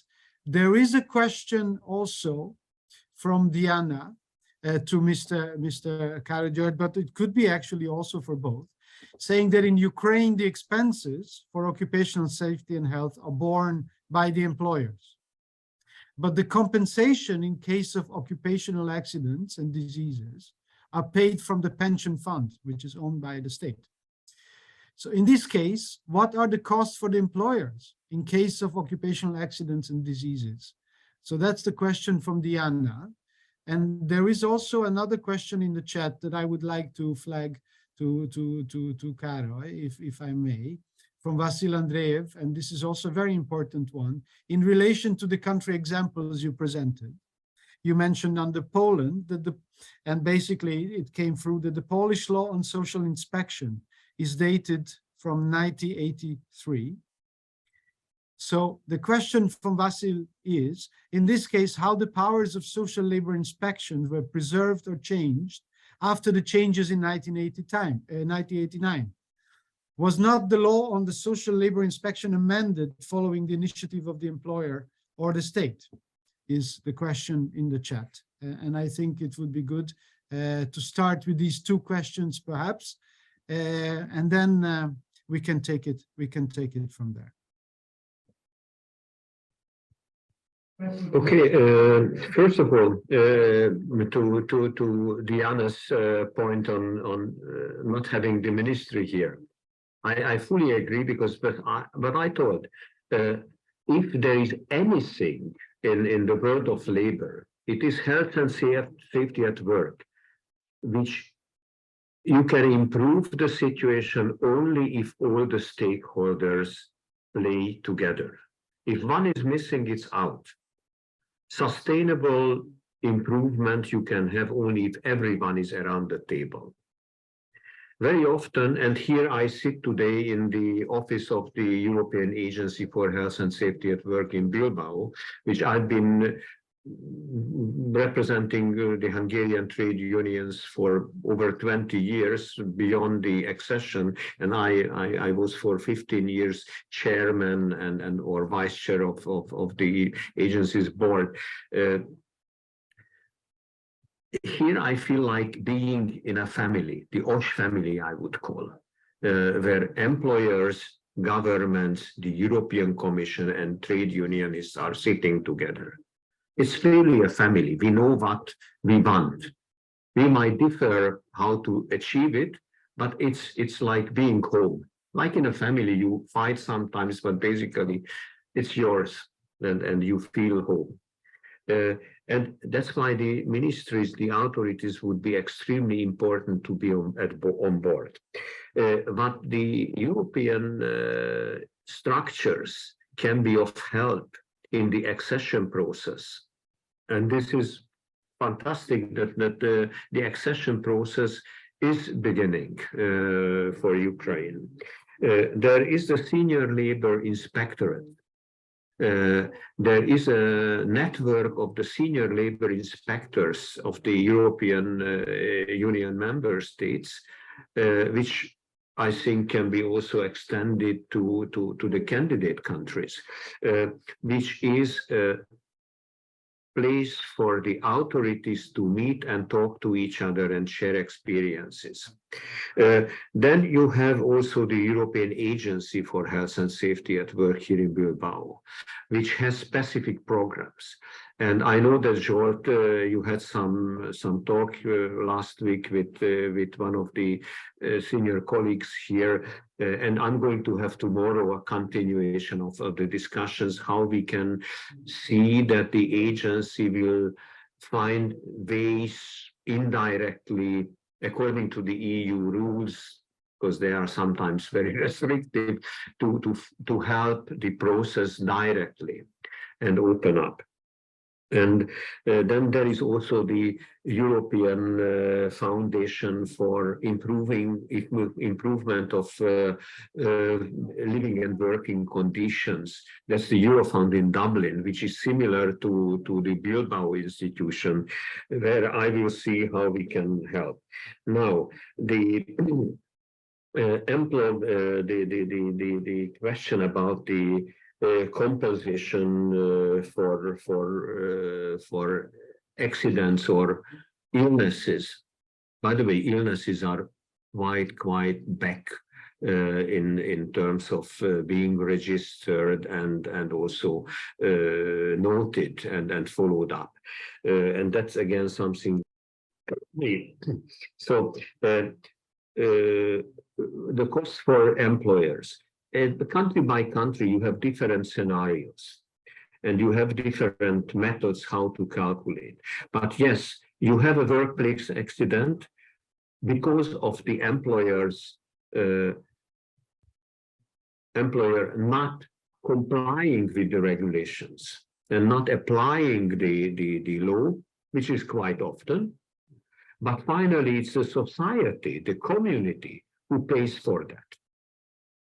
And here, what we also tried over 20 years until now unsuccessfully in Hungary to take over, let's say, the German or the Austrian example, where they have a separate accident insurance system, which is applicable also in our countries or could be applied, which makes, I would turn it upside down again, being more nice to the employers, the positive approach that every employer, every enterprise must pay certain amount of membership fee there, but those who have better OSH record, they get a rebate. So it's a kind of positive discrimination. And that works in Germany or in Austria. And that could be the way out, to make the enterprise pay and not the society for anything wrongdoing. Regarding the Polish case, very frankly speaking, that's a good question. I would also need to consult my Polish colleagues, how on earth they managed to keep it.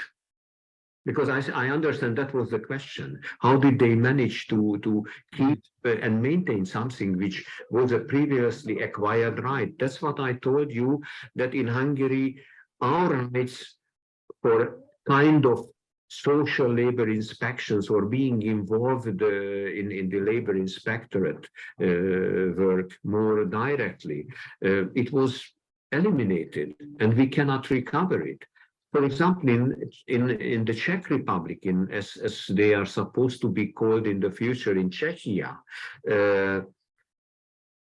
in certain sectors, like in agriculture, they have again, they could maintain at sectoral level, the trade unions' right to work along with the inspectorate in terms of inspections. But it's in a sector-wise way. So that's what I told you, try to keep whatever possible and what is positive for the future. I would like to raise just one more question in the chat before the coffee break, but it's an important one. And Diana is coming back to the suspension of works in situation of imminent threat to life. And I think this is really important. So the question to everyone that Diana is asking is, in case the workers refuse to perform the works due to danger to life, should the salary paid to him or her anyway? That is the question that she has. But before we get to the answer, I also saw that Gocha raised his hand. So maybe we can have one more question and then we answer to this, both by Kari and by Mr. Dagis, and then we can go to the coffee break. But I would kindly ask you, to both speakers, if you can stay for the next session, that would be extremely good, because we will have the other ILO presentation and then another round of discussion. And it would be great to have your wealth of knowledge with us, should you be able to do. So Gocha, please, your question. Yeah, Zsolt, yeah, thank you very much. I will do my best to stay for the next session as well. But just to be sure that I could reflect on already ongoing discussions. It is, of course, a great opportunity for Ukraine acquiring the status of candidate country to really move powerfully forward and try to extend the tools that they need in order to really amend, reshape the institutions, the legislation, and they can, of course, can rely on, and that they should rely on the ILO international labor standards, especially on new fundamental conventions, 155, 187. I don't know, by the way, whether Ukraine has ratified these two conventions, or this is still the future. But even though we already understand that these two conventions already apply because of their nature, of their character, that they are the fundamental conventions. But there is a still but. Not always the governments and especially businesses believe in that. So there is a challenge that unless it is ratified, it's still in the doubt by, unfortunately, by the businesses, most of all, and the government representatives as well. You just mentioned the Ministry of Economy, that these two conventions, unless they are ratified, they can be binding for the country, legally binding. So therefore, I commend you to just, launch a very strong campaign to ratify these two conventions, especially the 155, which answers most of the questions that you are posing in the chat. And one more thing I would like to underline is that in the countries of Eastern Europe, especially in those countries where the countries are not yet the members of the EU, it is still the sense of competition between the countries for investment, for attracting businesses is very strong. It's still very strong, and that drives the governments, or rather makes a temptation for the governments to try to attract investments on cheap labor. They just compete with other countries to make labor force cheaper or keep it cheaper. And in this context, it is very important, as Karoli already said, just to add to it, that it is important to show, to demonstrate cost benefit, this balance, and that's very important. But it's also very important to culture, to culture the understanding that making expenses in the area of occupational safety and health, it's not a cost, it's an investment. So I think that's very important. And when we talk about Convention 187, it's about nurturing the culture of OSH. So this is the mindset, changing the mindset of the government first of all, and the businesses. But with the business, it's more difficult. So when the business gets convinced, and I'm not here to teach you, because you know a lot more than I do, dear colleagues in Ukraine, that it's a trade union, the strengths, the bargaining power, the mobilization that convinces the businesses to make the step, to make right steps. And I would like the third one, that's the point to maybe to stress, is that it is important that trade unions in the same region or in a broader region, they build a solidarity, they build alliances, and they together push for the changes. Because as I said, race to the bottom in all the areas is still strong. That mindset is still strong. So the countries, knowing what was or still happening in Moldova or in some other countries near to Ukraine, it's really the competition for the investment. And I think it's very important that the ILO here is, and ACTRAW especially, very supportive to helping build alliances and forming a one unified, strong front to have even implementation, even application of the international labor standards, and especially in the area of occupational safety and health. Thank you, and sorry for taking your time. Thank you very much, Gocha. Thank you very much. Excellent comment. Thank you so much. Diana already responded to your question about conventions, that Convention 155 has been ratified by Ukraine, 187 on the framework is not yet, but this is a debate, but it's binding nonetheless as a fundamental. There are the two experts. I would kindly ask them to have around 2.5 minutes each, and then we take the coffee break, because it is the right also that the trade union should defend. We have a right for coffee break. So we should not go for this. And if we can wrap up by, let's say for this round, 2.5 minutes each, let's start with Mr. Rimantas, and then we go to Mr. George with your thing on the concluding comments on this, responding to some of the questions. Thank you. Thank you very much.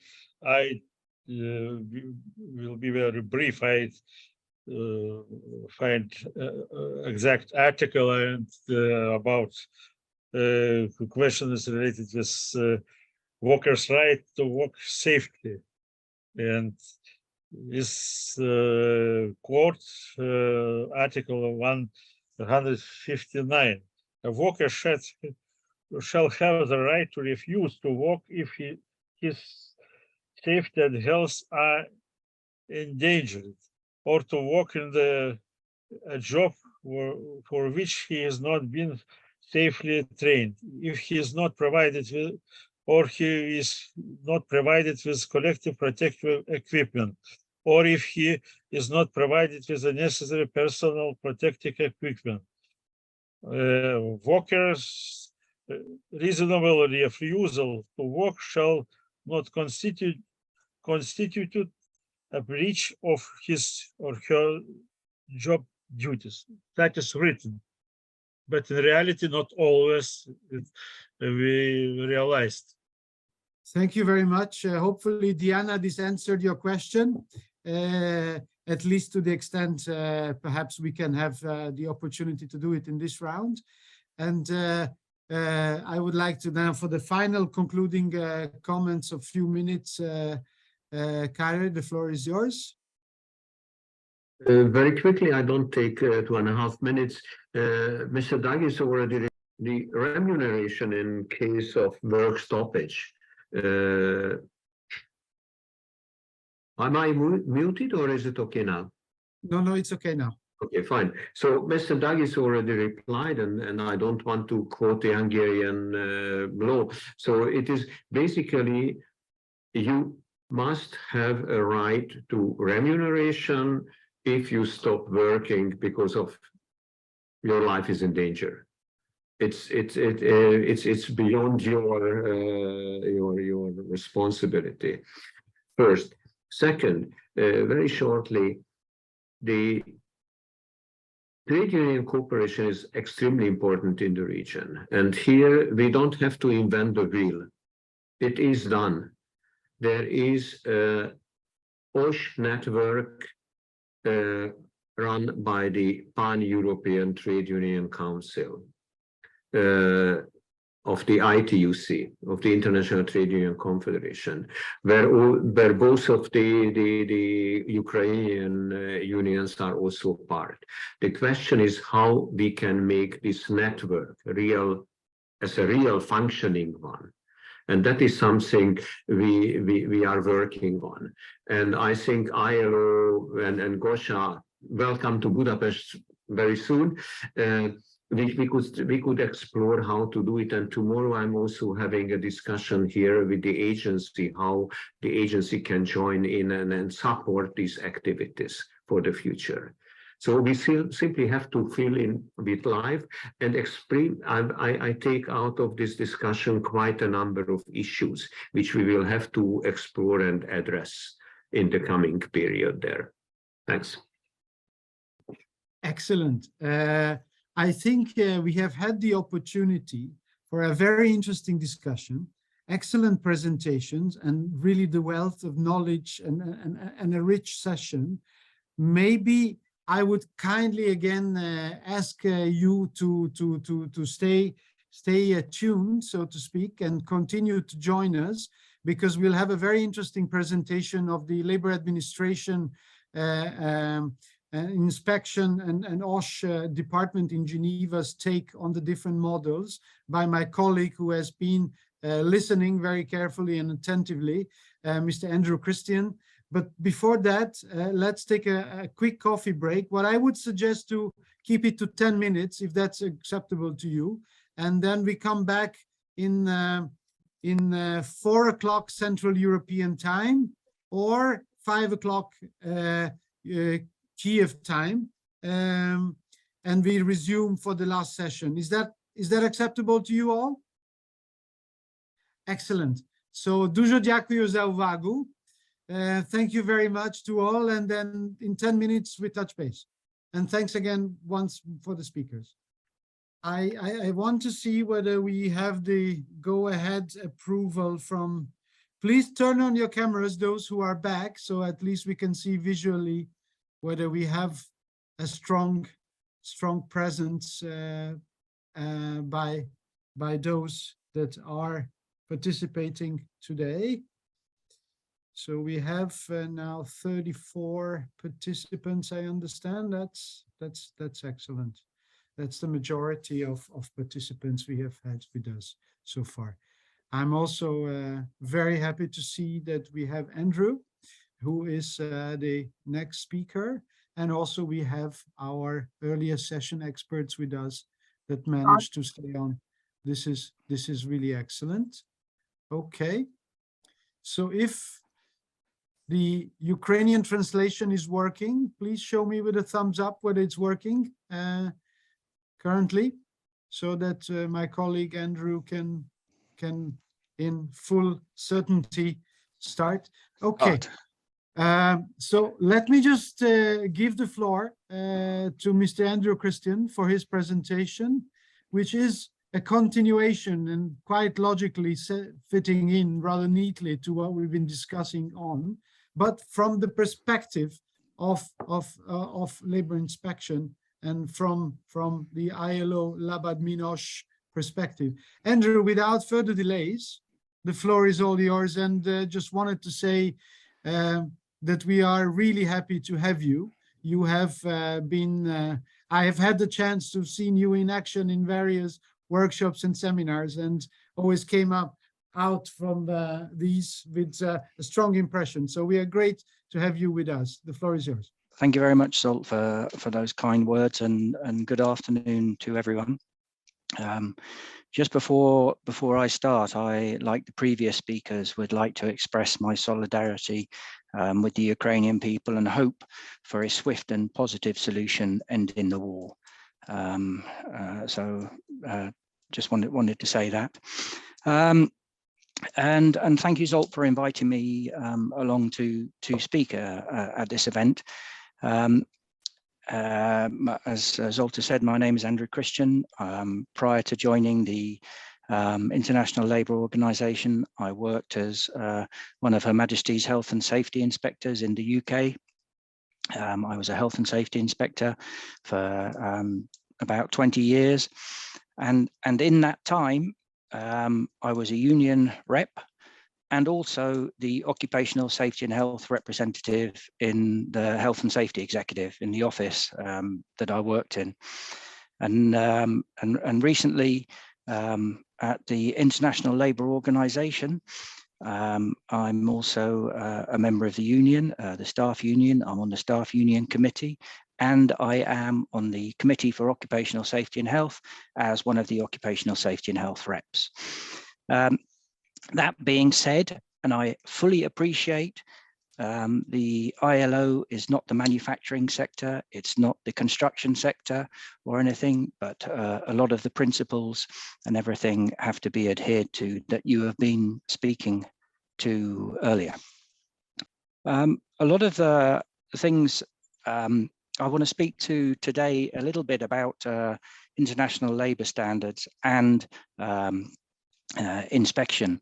And as we've heard, the Convention 155 has been ratified by Ukraine, and there is the recommendation that accompanies that. We've also got the promotional framework for occupational safety and health, and the recommendation that accompanies that. And as we've heard, the promotional framework is a fundamental convention, though not ratified. And then we have the two labour inspection conventions, Convention number 81 and Convention number 129, which have both been ratified in November 2004 by Ukraine. So the fundamental conventions and the ratified labour inspection conventions fit very well together within this topic. And you know, one of the fundamental conventions has been ratified, the other one not, but obviously it's fundamental, and the two inspection conventions have been ratified. Recently, the International Labour Organization have published the guidelines on the general principles of labour inspections. They were recently published in May last year, and they define the functions of the labour inspection along with Convention 81 and Convention 129.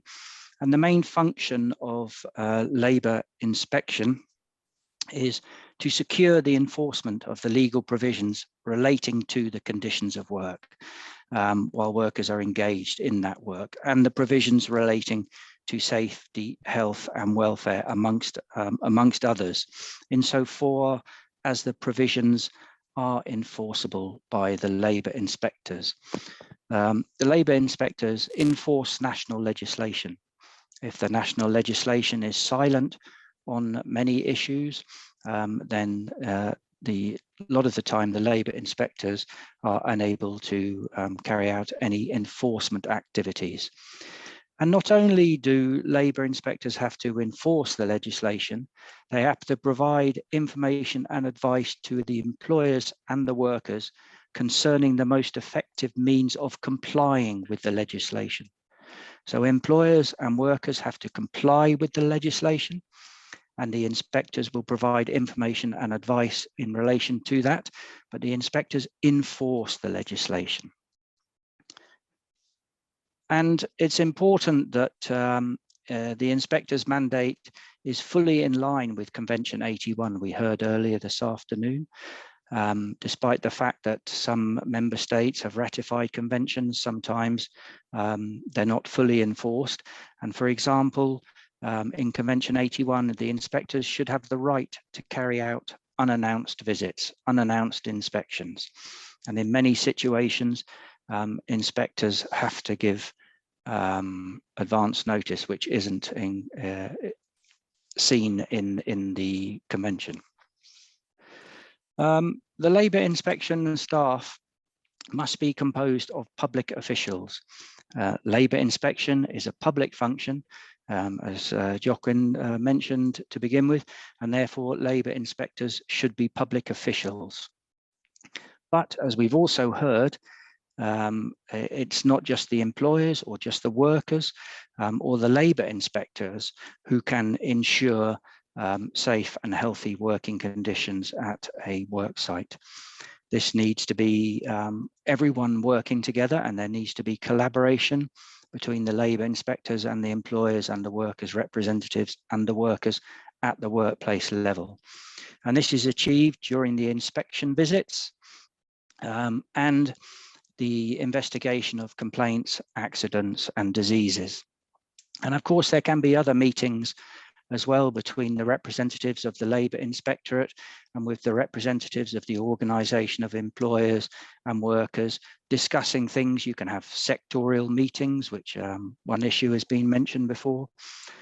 Previously, when I was working for the Health and Safety Executive in the UK, we often used to meet with employers' organisations, workers' organisations, separately and together, not just during the inspection visits.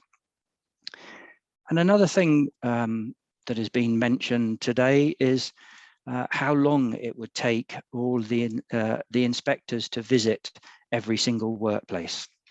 And I don't think I've ever heard any inspectorate say they have sufficient resources. And other inspectorates speak about being unlikely to inspect employers into submission if they kept going back to the same place. And it's very important for inspectors and inspectorates to target the visits, target the premises to visit. We need, or the inspectorates need, to visit premises where non-compliance is expected, and particularly in relation to occupational safety and health issues, but and in other issues as well. If a workplace is non-compliant in relation to social security, and that information can be passed to the inspectors covering occupational safety and health, then it is likely that they should be visiting those premises as well, because it is likely that if an employer is non-compliant with certain aspects of labour legislation, they may well be non-compliant with other aspects of legislation. And conversely, the inspectorate doesn't want to be visiting premises that are in compliance, because that's not an efficient use of the inspectorate's resources. Just to touch very briefly on the Occupational Safety and Health Convention number 155, it talks about plans at the national level, and each member shall, by laws or regulations or other methods consistent with the national conditions and practice, and again in consultation with representative organisations of employers and workers concerned, take steps as may be necessary to give effect to Article 4, which speaks to the national policy. So there needs to be a national policy, and there needs to be laws and regulations in relation to that national policy. And then Article 9 speaks to the enforcement of the laws and regulations concerning occupational safety and health and the working environment. So we need a national policy, and we need laws in relation to occupational safety and health. And I've heard this afternoon about the work that is going on in Ukraine in adapting laws and changing laws. And then also, not only do we need the laws, but we need an enforcement system to be able to, or an appropriate system of inspection and an enforcement system, which provides for adequate penalties for violations of the laws and regulations. One of the things that we often hear about when working with inspectorates is the penalties for the violations of the laws and regulations are very small. And that is often but we're told why some inspectorates don't take much enforcement action, shall we say. I'm not suggesting that it's an excuse, because if you're not taking enforcement action and the law and the penalties for those violations aren't becoming public, then a lot of the time the lawmakers will be saying, well, if you're not taking any enforcement action, how do we know that the violations or the penalties for the violations aren't sufficient? So it is important that inspectorates, when they come across non-compliance with legislation, have the ability to prosecute and to take that enforcement action, and that the penalties are adequate for what is found. As has been discussed this afternoon, and you're all aware of it, the importance of the worker representation on occupational safety health cannot be underestimated. If we have OSH reps at a workplace, and we have more occupational safety and health reps, the claims and injury rates, accident and diseases that are suffered, that goes down. And we have OSH management practices on the way up. We have OSH conditions improving, OSH performance improving, and we have compliance with occupational safety and health legislation.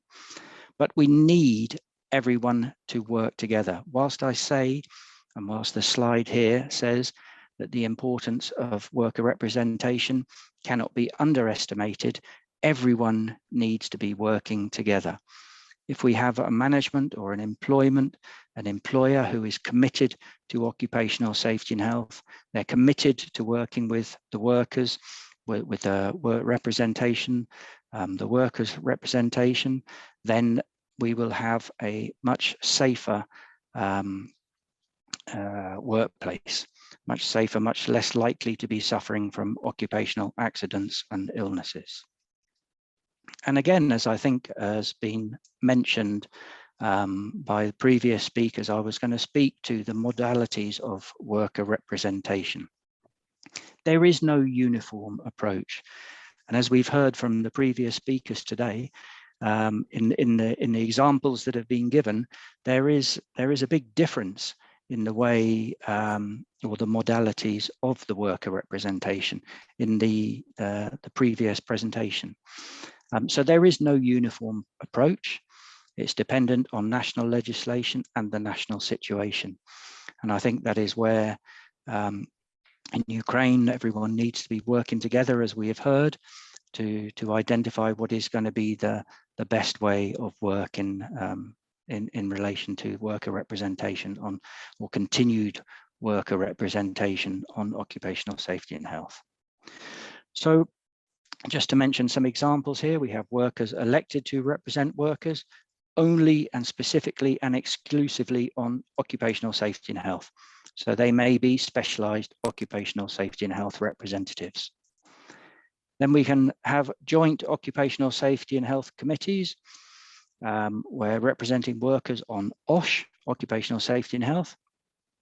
And we have the representatives of the workers and the employers. And usually in those situations, it's advocated that we have equal number of workers and equal number of employers, representatives, equal number of worker and employer representatives.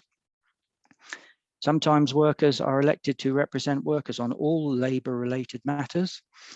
And they're general representatives, or they may also be known as worker delegates, and they would cover occupational safety and health in amongst other issues. And then, as you're aware, we have trade unions with affiliates from any given workplace, where the trade union representatives are employed in the workplace or not, representing workers on all issues. And there's workplace committees, commissions, or councils representing workers on all issues as well. So there's a vast array of approaches. You're all more aware of this than me, but I think it's important to identify what is going to be the best way of working in your country. There is no one size fits all. I think that's what I'm trying to suggest. So, and again, I feel that I may be sounding a bit repetitive because a lot of these matters have been discussed in the previous presentations, but and it'll give me time, or us time, to discuss more after the presentation. But the key functions performed by our elected representatives are representing workers in all matters related to OSH. So that's health and safety matters. And health issues are causing far more fatalities in the workplaces than safety issues, and often it's sad to say that often the health issues are overlooked. But so the reps should represent workers on all matters relating to occupational safety and health, and monitoring the measures that is being taken by the employers or other relevant duty holders to meet their occupational safety and health duties and sort of employment injury social security responsibilities that were spoken to earlier. And when I speak to other duty holders, we're speaking to the employers and to suppliers of machinery and chemicals and things like that, making sure when the chemicals and the machinery is supplied, it comes with safety data sheets, operating instructions. The safety reps can speak to the employers about it and say that it hasn't come with it, and then the employers can speak to the suppliers and make sure that they get that relevant information. The safety reps will be involved in investigating occupational safety and health issues raised by the workers. If something has been raised, then the safety reps have a right and a duty to investigate what is being raised. Inquire into potential risks to workers' safety and health that arise from the work of the undertaking. So this can be, again, matters that are raised or as part of safety inspections that are carried out within the workplace by the workers. And the reps have the right to and the duty to perform and make representations to the management on all matters that affect the safety and health of workers. Other functions performed by the elected occupational safety and health representatives are collaborating with and assisting the duty holder to address the work-related risks at the undertaking. So when something has been raised, discussing with the duty holder and agreeing and helping design perhaps the engineering control measures or the risk control measures that would be instigated in the workplace. Promoting and encouraging the cooperation of the workers. Again, I think this was mentioned earlier. You know, the safety reps are encouraging the workers to comply with simply using the guards on the machines, ensuring personal protective equipment is worn, ensuring extraction systems are operating, and when they're not operating, trying to get that attention or that fact communicated to them so that they can address it if the worker doesn't address it directly with the supervisor. I mentioned about participating and representing workers in the decision-making processes regarding occupational safety and health. That's vitally important that that is done, and investigating occupational accidents and diseases, and importantly, as well as investigating near misses. And this is where the OSH reps have a vital role in persuading workers to report the near misses to themselves or to management, so that those near misses are investigated. Because if there's a near miss, we have the possibility of learning something to prevent a hit, to prevent somebody from being injured or suffering from ill health. And the reps would also be involved in investigating complaints related to occupational safety and health. As I said, I wanted to touch on the international labour standards, stated rights and powers for the worker representatives, and the duty of employers and workers. So this slide here touches on a lot of that. And again, I think a lot of these issues have been raised by the previous speakers, but the safety representatives need facilities, so they need somewhere where they can do their work. They need time off. And what I mean by that is time off from their normal activities so they can carry out their work as safety representatives, and they need to have information provided to them. Again, as was raised today, the safety reps need training in relation to occupational safety and health matters. And this training should be at no cost to the rep. And that is the same for workers who are working at the premises. The safety reps should be able to have access to all areas of the workplace. So wherever they're the area that they've been elected to, and if they're the only safety rep on the premises, they should have access to all areas of the workplace so they can speak to the workers. I've mentioned access to the workers below as well, access to the management, so that the safety rep gets a full picture of the working practices that are taking place at the premises. There should be access to the workplaces for trade union representatives who are not employed on site, but where trade union members are present. And I think also that was spoken to today. The reps should have the duty or the ability, to be able to post notices, and the reps have to cooperate with the employer, and the employers should be consulting with the working representatives.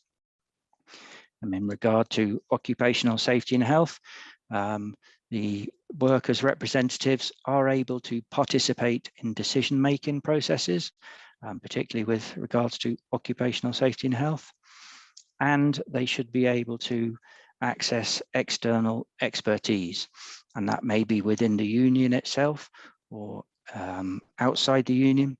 And they should be able to access labour inspectors. And that is the same with workers anyway. Workers should be able to access the labour inspectors. And when the labour inspectors are conducting inspections, as I mentioned earlier, the labour inspectors should be consulting with the workers' representatives and speaking to workers and these workers' representatives without the employer being present. And the labour inspector should also be communicating the findings of that inspection to the worker representatives and to the workers. And again, this has been mentioned previously, but the protection of the worker representatives. When they are doing their work, the worker representatives should be free from or protected from disciplinary measures as a result of their actions. So if they are properly taking their actions, then they should be free and protected from any disciplinary measures. And again, in Convention 155, we also spoke about workers who have removed themselves from a situation where they believe they're in imminent and serious danger. They shall be protected from undue consequences. And I think that particularly refers to in the last question that was mentioned before the break. We were discussing that situation. So the workers the workers' representatives completing their work should be protected and free from disciplinary measures, and any workers who remove themselves should also be protected from undue consequences, etc., as we discussed. Sorry, I appreciate that was a swift run through, due to time and having 30 minutes to talk about labour inspection and occupational safety and health. And it's very difficult in relation to it in light of the fact that there are so many different modalities that we've heard today. But I thought the questions that were being posed in the first question and answer session were very interesting, listening to the responses to the questions and to the questions themselves. So hence, if there's any questions in relation to what I've just stated, I will do my best to respond to them. Thank you, Zsolt. Thank you very much, Andrew. And while you were talking, we have had previously in discussions, and it's also on the Facebook page of our project, a quote from our previous Director General, Francis Blanchard, who said, and I quote here, labor legislation without inspection is an exercise in ethics, but not a binding social discipline. And I think this is the truth. We can have the best OSH laws in the world.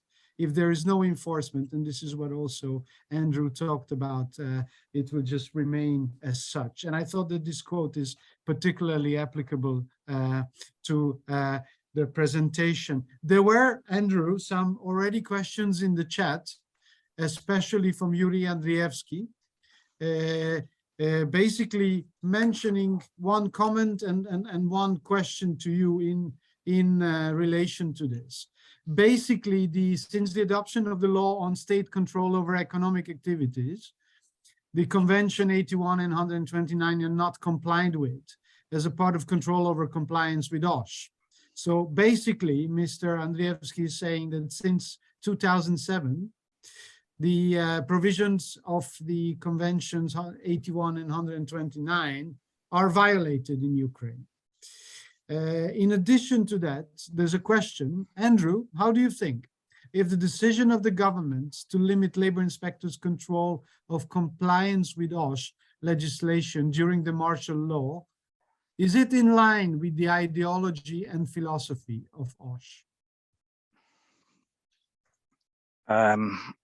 Okay, I just want to go back to the fact that there was mention of Convention 81 and Convention 129 not being complied with since 2007.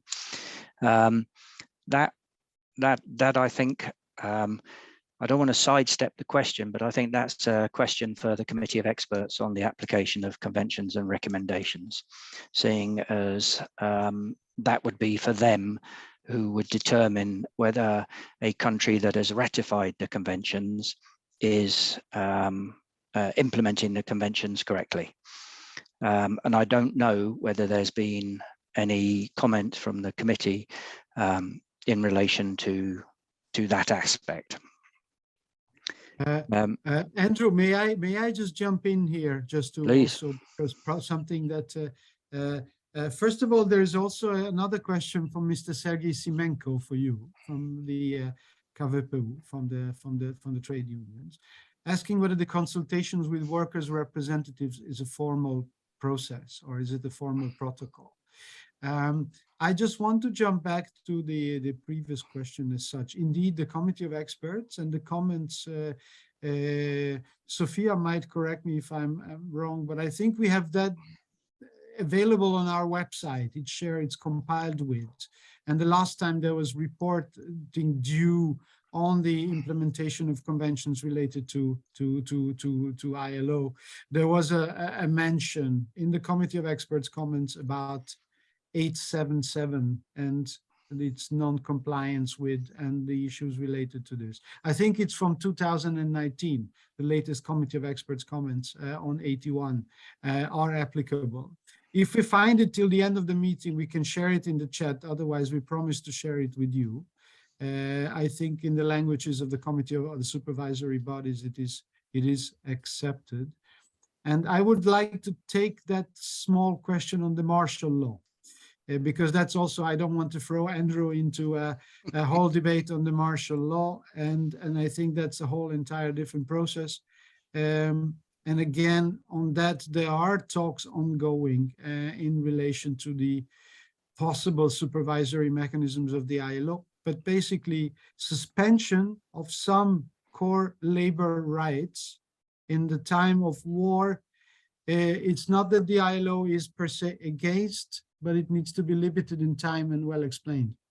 And I think that is the guidance in many issues when it comes to this. And I would like to leave it at that, except to say that I think we should perhaps discuss especially the labor inspectors' rights and issues in relation to 81 in general, hoping that, as one of the earlier comments were, that at the time of peaceful times arriving, that the martial law and its provisions will be suspended, because they're only relevant, hopefully, for that time. So Andrew, going back to the issues, and thank you very much, Sophia, for sharing it in the chat about the committee of experts on the latest relevant on the reporting cycle on 81 and 129. So Sophia, much appreciated. Andrew, so on the protocol, the obligations, consultations with workers, is it a formal or is it a practical process? An inspector, when they're carrying out a visit, will be looking at compliance with legislation. Okay, so and I'm going to try and respond to it like that. If the legislation says that there should be consultation between the employers and workers, then as an inspector, I would be wanting to check that there was consultation between the employers and the workers. So I would also be speaking to workers, and an inspector cannot conduct an inspection unless they have spoken to workers, because you want to get the information onto the actual working conditions. It's not just an inspector speaking to the employer where they would get accurate, correct information on the working conditions. The inspectors are impartial. We don't represent, I say we because I used to be an inspector, but inspectors don't represent the employers. They don't represent the workers. We are impartial. And the inspector, when they're speaking to the workers, shouldn't just be speaking to an individual worker. They want to be speaking to several workers, or the worker representatives is a different aspect, because the inspector, if they're getting information about the working conditions, doesn't want an employer to be able to say it was that person who provided the inspector with that information and take retaliatory behavior. So I would want to be speaking to several people, please. Andrew, I'm sorry to interrupt you. I understand. I have it on my phone as well, but Sophia also alerted in the chat. There is an error alert in Kiev. In case you are not in a shelter, or you would, as of 3 minutes ago, in case you're not in a shelter or you need to proceed to a safer place, please let us know whether we should stop the workshop or suspend it for some time. Your safety is the most important one. Vasil, please advise us. What would be the next, your suggestion, please? Well, I guess we're approaching the ending time for the session anyway. I think we have been able to cover a lot of ground. So I think all of the colleagues are online. They're not rushing away. So I think we can call it right now, whatever. So I think we're pretty much around the finishing time. Let me end by saying that there's going to be a video recording of all this. We're going to share it with everybody. So if some of you are not comfortable continuing on and have to leave, then you're going to be able to watch the rest of it in the recorded material. Okay, but I understand the suggestion was that to continue. So Andrew, sorry I interrupted you abruptly. The floor is back to you. You were in the middle of it. I apologize. I mean, the protocol, the inspectors need, and I apologize if I end up repeating myself, but the inspectors need to consult with the workers and the worker representatives to find out the actual situations of work. Some employers may be trying to direct inspectors away from areas or anything, certain areas of the workplace, but the inspector has the mandate to conduct a full inspection of the workplace and the mandate to speak to workers and to obtain information about the working conditions at the site. So they should always be consulting with workers and the workers' representatives when they're conducting an inspection. Very much, Andrew. There is also another one in the chat.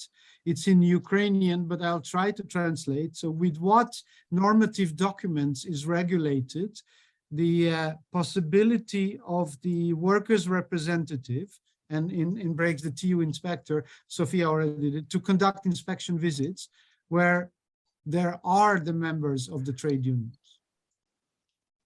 With, say again, sorry, I'm not sure. So what legal acts should define the possibility for the workers' representative to conduct inspection visits where there are members of the trade union? So I presume there's an enterprise where there is a trade union. So this is the question from Vladimir Belik. Thank you very much for your question.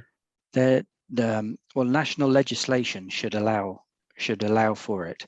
Or what legal acts? What legal acts? So we're asking for which international standards?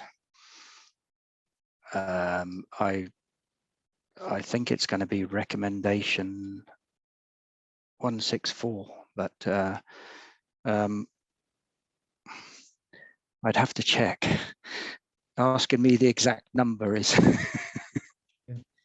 No, it is clear. But basically, Andrew was referring to the international instruments. And it's 165. I think it's 165. Yeah. Recommendation where there is, but in every national legislation, how do you define the relevant way how this is regulated? It could be different. The recommendations of the international labor standards, or in relation to this, are not the same binding character as conventions. So these are recommendations. These are softer types, but they're relevant and they provide guidance on this. Again, I think we will. I think what we can promise is that we will confirm and get back on this.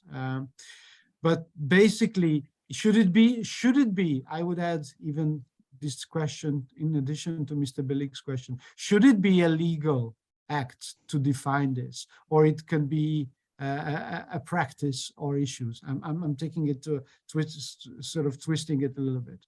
Okay, that the national legislation should require it, and we use should, but I would say I would go as far as saying shall require it. You know, it should be an absolute duty for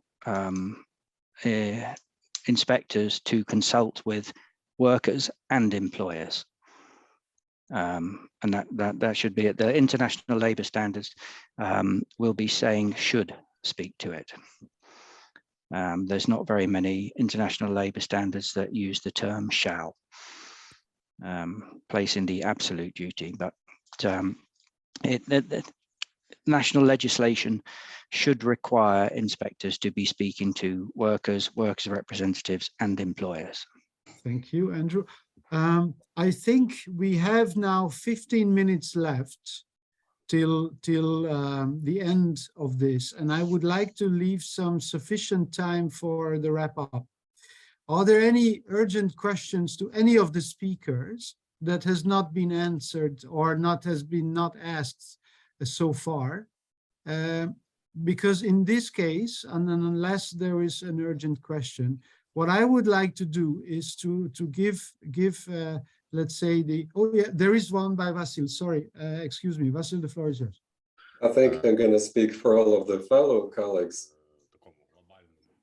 saying that we are interested in addressing this global issue, and that's why we need to see what are the practices used by European trade unions. It's a question of the powers that the trade unions have to be the representatives of workers. Some companies just do not accept it. They think of trade unions as something that is not supposed to be in their businesses, and they don't want to have them in their companies. They do not let the trade unions happen in their companies. I wonder if this is happening in the EU or someplace else. And what can be done in that setting by trade unions or the government? Can they get the inspectorate to handle this, or should trade unions go out and strike? So I don't know what are the options left in the trade union's hands if this is the situation in the company. Before giving the question to our experts, and all three of them are free to get back, I think also one of the issues that we have not tackled in this, Vasil, is exactly the meeting like we attended last week. And I think the issue, especially when it comes to reconstruction and the tenders and so on, to having advocacy platforms with EBRD, with big financial institutions that will provide a lot of the recovery post-war to Ukraine, to make sure that in their guidelines, the trade union concerns and the health and safety of workers are included as part of this, and no tenders can be won on, I think was mentioned by Gocha, the race to the bottom and saying you cut costs on occupational safety and health at the expense of safety of workers. And there will be a lot of reconstruction when it comes to that and issues in relation to this. But not only that, I think engaging on a strategic level directly, because last time it was also the representative of the Building Workers International at the meeting with the EBRD, but also through the ILO with the EBRD on advocacy issues, making sure that the big financial institutions understand the importance, which they have a stated policy of taking into account the occupational safety and health as a topic, especially now that it is a fundamental principle and right at work. And I think there is a recognition of this. And I think we also need to be apart from the examples or the issues that prescribed by law better in advocacy to ensure that this is actually the case. To need to strengthen their own guidances and audits, and there are complaint mechanisms that needs to be used actively to make sure that this is actually there.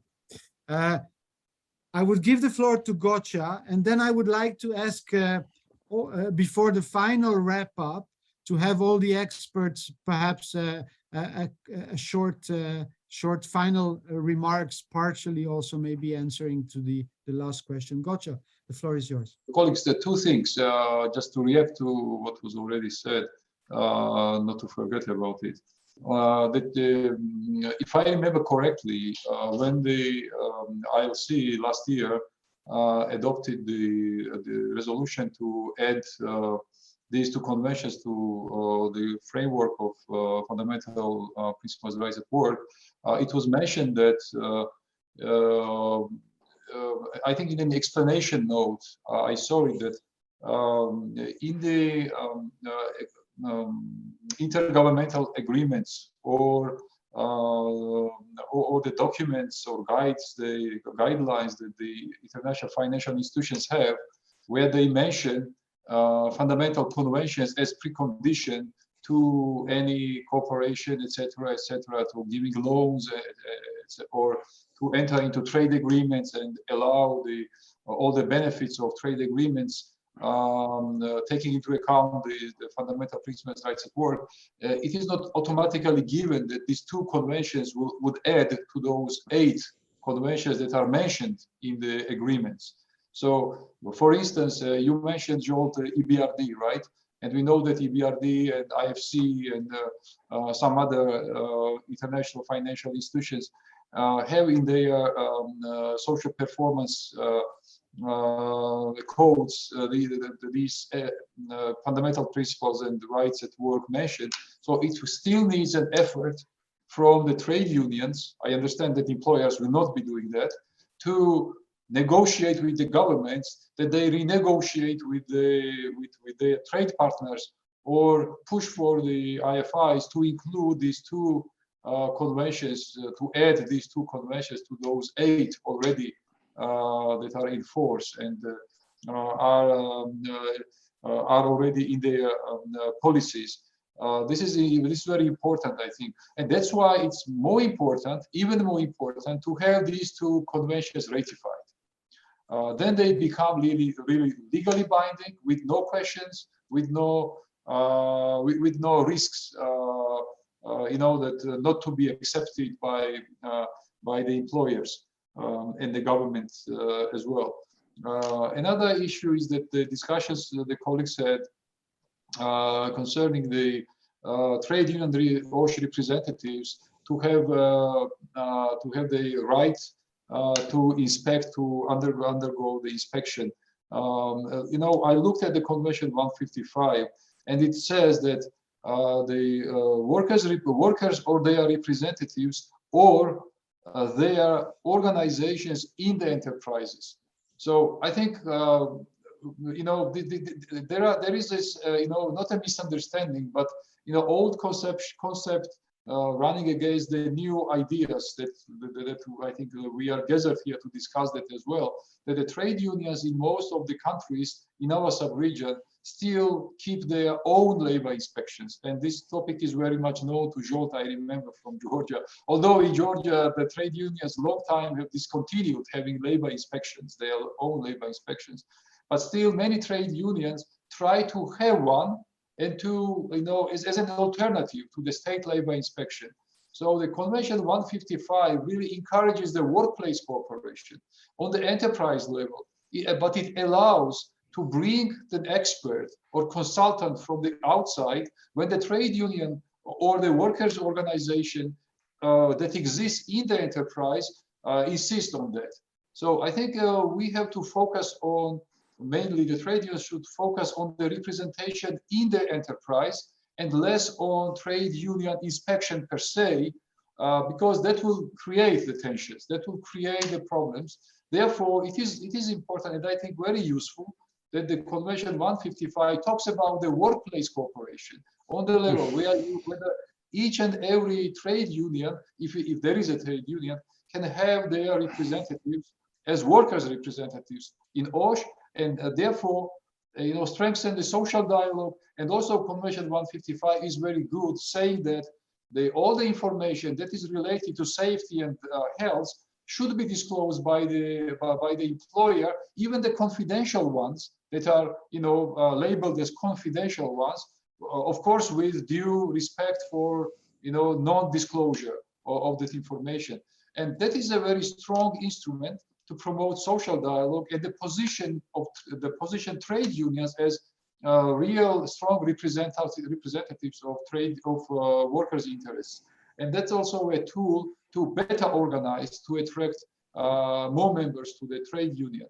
So, and then of course, the convention talks about the information sharing, consultation, the engagement with all in every processes, allowing time for the workers' representatives, etc.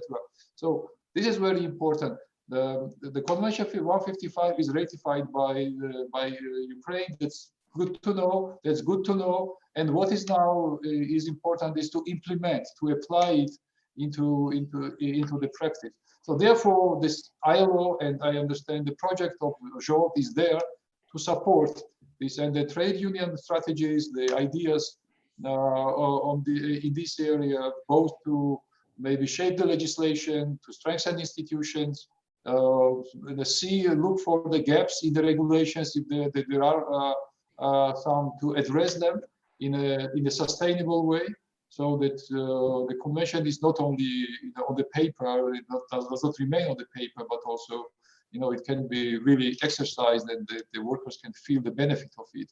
So thank you very much for inviting me to this very interesting debate, and I'm so happy to see familiar faces from both confederations, and I look forward to meeting you, if possible, if the circumstances allow, in person. So good luck and all the best. Thank you.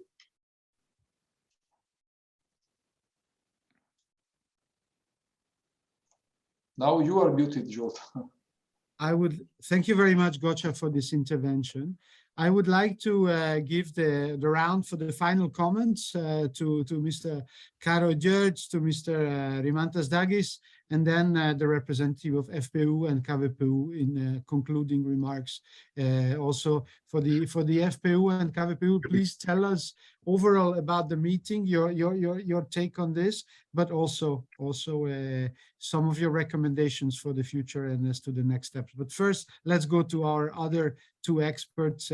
And Andrew, if you wish to say some final concluding comments as well, you're very welcome, should you decide to do so. So first, Mr. Karadzic. Okay, very shortly. I would a little bit discuss and have some debates with Gocha about his verse trade unions presence and social dialogue and dialogue at workplace. Exactly because in most of the workplaces, unions, we are not present. So we have to find a way how to enter into negotiations and discussions also on OSH with the employers. But I hope we'll have ample of time to talk about that when you come to Budapest, because we have to find a way. First. Second,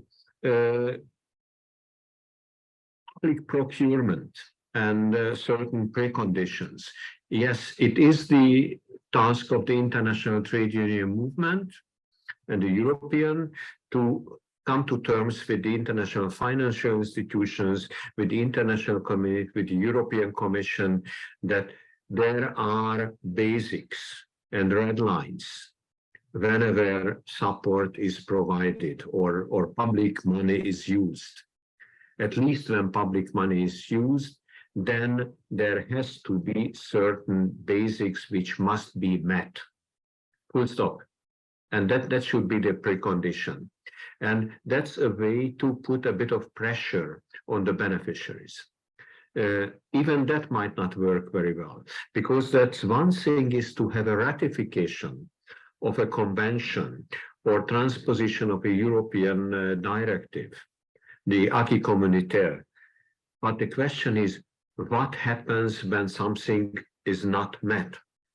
What are the means for enforcement, for effective application of those international rules and regulations? What kind of sanctioning there might be? And that is something, a big question mark for the future for us at the international level, because that's a way to help colleagues also in Ukraine or even in my own country, where unions are not so strong. So these are questions we have to deal with, and we will have to explore. And until then, what we can do is helping our Ukrainian colleagues with all our knowledge. I usually say, I cannot tell what to do, and I shouldn't tell what to do. I can tell what not to do, where we have already failed, and what to avoid. And that might be also a little bit of help. And otherwise, I really hope that there is a time coming in a short while to meet in person and have some good discussions. And whenever need comes, we are there for the Ukrainian colleagues as well. Thanks. Thank you very much. And thank you very much for being with us and for your contributions. I would like to give the floor to Mr. Rimantas Dagis. The floor is yours. Thank you very much for your invitation to discuss this so important issues in all our, not only for Ukrainians, but all for us. But I am very strongly impressed by this speaking, because what we are discussing now, occupational safety and health. In what condition? In what condition? You are very strong people, and you are discussing about that. In that circumstances.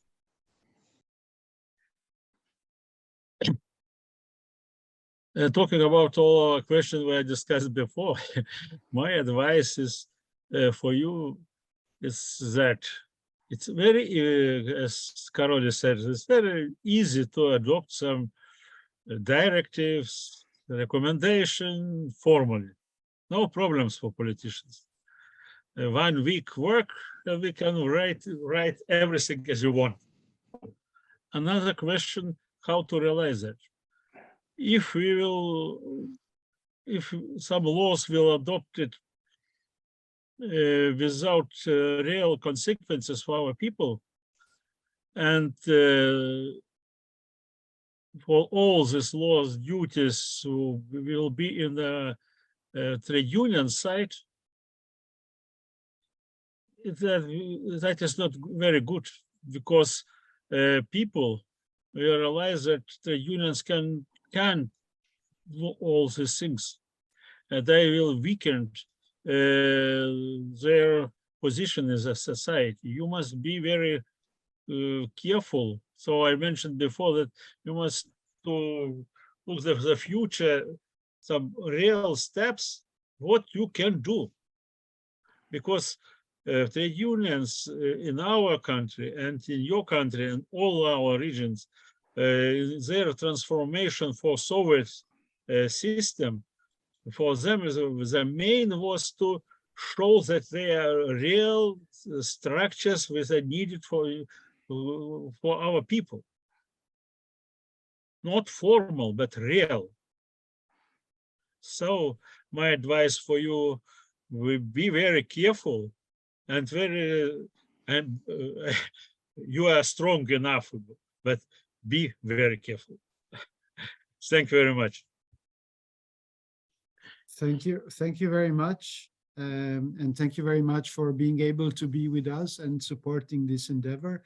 It was great to have you, and I think we all appreciate it a lot. If there are no any further last remarks, and I don't see any hands raised, I would kindly like to ask the FPU and KVPU colleagues for the final words. And also please tell us if in the next steps going ahead with this, if there is something within, of course, at the moment our project will continue to respond to your needs, but we have a limit till the end of April at the moment. And so we will stand by your side to support this. But I think also when we discussed with colleagues, it would be good for them to know what are your ideas in terms of the future steps.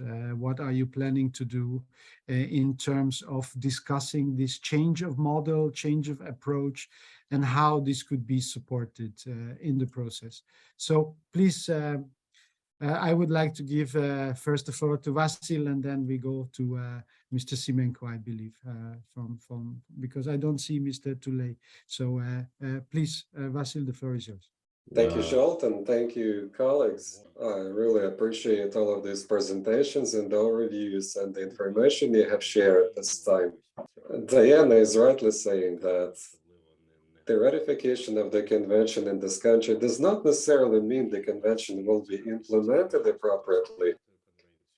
Even if we speak about Convention 31, 129, and since 2007, if you think of labor inspectorate, there has been a lot of political bargaining there. Some believe that the inspectorate should not be working at full blast, and then companies will have more liberty in terms of what they can do in order to produce more taxes for the country at the end of the day. Well, we have been interested in getting exposed to the practices of the trade union inspectors or the social labor inspectors, which also depend on trade unions. So all of this information is important to us. It allows us to think of reforms of our organizations at workplaces. I'm thinking of the new law. So we have to train our OSH officers or fellow unionists in a wider scope once this draft has become a law. We also need to make arrangements with the employers on issues which previously would not concern them. And also, we need to think of funding the OSH activities. not too many people consider them as investments. Thank you for this idea, but in this country, you can't find too many people thinking of it like this. So employers and their financial officers do not think of it as investments. They typically think of it as costs. And their reports indicate this as something that has been spent on trade union, and it does not contribute to better production performance. Well, speaking of the next steps, well, certainly we're going to have to continue this discussion with the Federation of Trade Unions. We need to debate it with the management of the Federation. We need to see how we're going to implement these rules and models, the stuff that we can take from the European directives and ILO conventions. I don't know if they're going to ratify Convention 187 or not anytime soon. I don't know which way it's going to go in this country. Some say that ILO is like an antiquated organization. It's been around for so many years and it fails to understand what the modern employment relations are like. I guess it is a matter of internal discussions happening inside the unions, and the unions themselves should figure out the way in which they can fulfill respective rights of workers. Because OSH in many ways will be related to the recovery and rebuilding efforts in all sectors of Ukraine. They will have to do demining, which is important for agricultural sector. They will have to rebuild electricity supply lines. There are some unexploded mines and missiles in the buildings here and there. So they will have to take care of public institutions and public administration at large. So OSH will be relevant to all of that. And I guess we're going to need for more efforts from the project and the ILO to help us with that. We apologize for using you so often and so much, but sometimes it's a matter of survival for us as trade unionists. But thank you all, fellow colleagues. May there be peace with us. Thank you very much, Vasil. And really just to, before giving the floor to Mr. Simenko, just to say, that's what we are here. We are the happiest when we can be of use. And I think this initiative today and the fact that we had it is a testimony to that. Let's continue that, and thank you very much. I would like now to give the floor for the final concluding remarks to Mr. Sergei Simenko. Please, the floor is yours. Thank you so much, everybody. I have been delighted to see people like Carly and Gotcha. I have met with them before, and I was happy to see them this time. I appreciate your proficiency and expertise. Indeed, there is a need to preserve the good practices. In 1992, they passed a law on OSH. And back then, this law would give vast powers to trade unions, among other partners. So it is important for us to try and keep it this way. And over the last 4 years, we worked on the draft OSH law, and we tried to preserve those things with us. Many European colleagues are concerned about the what we call an inspector. So there is a labor inspectorate and a technical inspectorate, if you think of trade unions. So in Europe, they call it a public watch or maybe trade union kind of watch. No matter what you call it, I guess the new OSH law should indicate the need for this public watch. That's what the trade unions can do. That's how we can contribute to the overall cause. Today, the experts have told us about the tools used in a particular country. Sometimes it's an OSH committee. Sometimes it is done at a sector level, at a company level. It can be either individuals or committees that take care of OSH. So we can think about these options. That's an important thing. We keep discussing this draft law. And we can see that particular institutions may not work here and there, but we believe that there is a need to have a way of establishing these institutions because that's the only way to go. And that's the only way in which you can work with employers and the government. Speaking of the nearest future,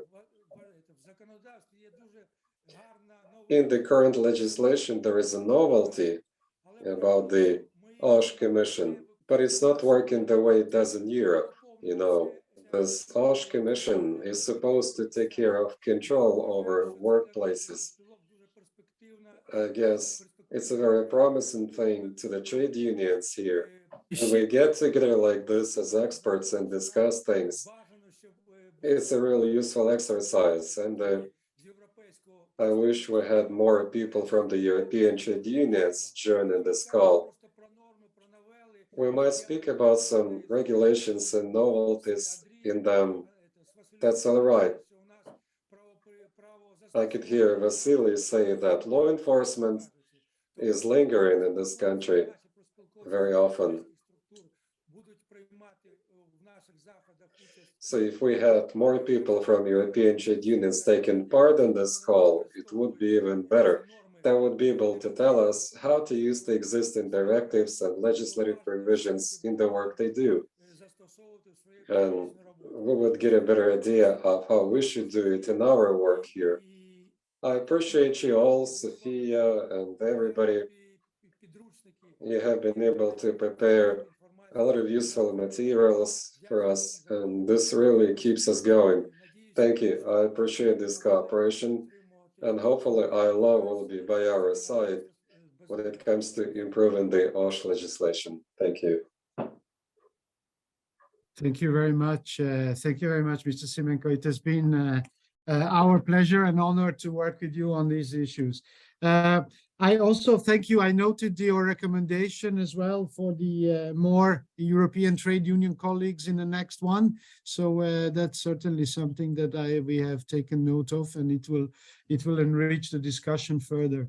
And in concluding from our side, I just want to say that the intention never was to say this or that model is appropriate for Ukraine.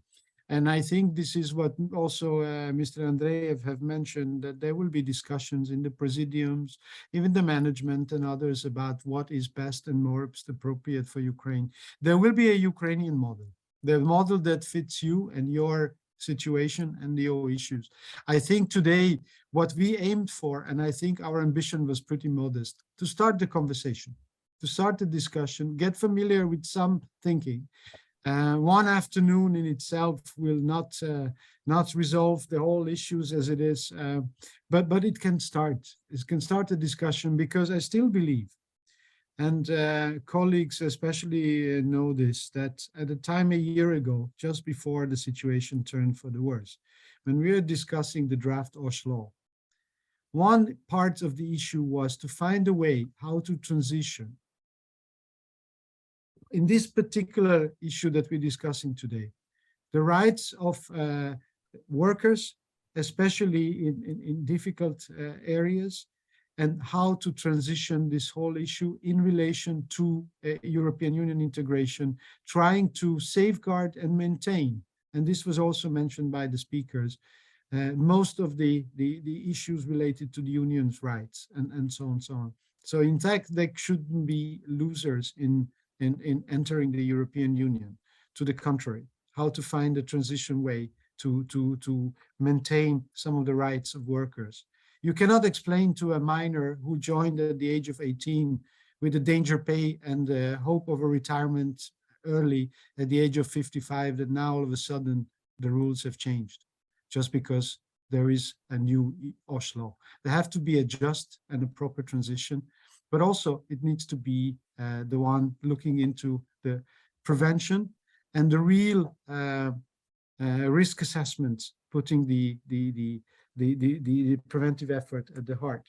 And the very last thing I wanted to say, last year, and Sophia, thank you very much for posting some of these relevant OSH related in Ukrainian in the chat as we're concluding, is the issue related what we mentioned at the World OSH Day last year.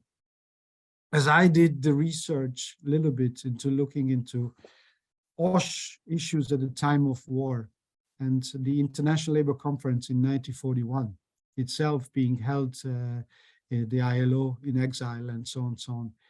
And in this comment and this quote, it was actually from a workers' representative who have said that, and I quote, "You and I from the International Labour Organization, we are engaged in a struggle that is not merely against evil. It is for a better day and better times to come." And I think in this context, we have been discussing these issues today, that the time when it will come to have the appropriate conditions to make sure it's not just rebuilding, it's actually making it better. And hopefully towards a better, peaceful and prosperous Ukraine as it is. So in the meantime, very quickly, the air alert was also called off, which was good. And this is also for our colleagues who have joined us online. This is often our everyday occurrence with trainings and issues, that there are air alerts that interrupting. And I think it was also mentioned that it's remarkable. It was mentioned by Mr. Dagis that we are in the middle of a warlike situation, and passionately for 3 hours, we have been discussing the future of Ukraine, how to make it better in terms of workers' representatives in the field of OSH. This is another yet sign of the resilience, of the commitment, and the interest to pursue these things despite of the difficulties. And I really would like to thank you for that. We will take these issues and messages from you forward. Hopefully we'll be able to be of assistance to you one way or another. And certainly I think we all share one vision, and that is for Ukraine with less accidents, with a better legislation, and a good, strong union movement that is reducing the risks for the workers, representing them, and advocating within the government and with the businesses for better laws and better rules and better implementation in practice. With that, I would like to thank you and want to say Slava Ukraini, and дуже дякую за увагу. Let's be in touch. Thank you. Дякуємо. До побачення. До побачення. До побачення, до перемоги. До побачення, всім всього найкращого. Bye, everyone. I'll see you around. Thank you all. Appreciate you all.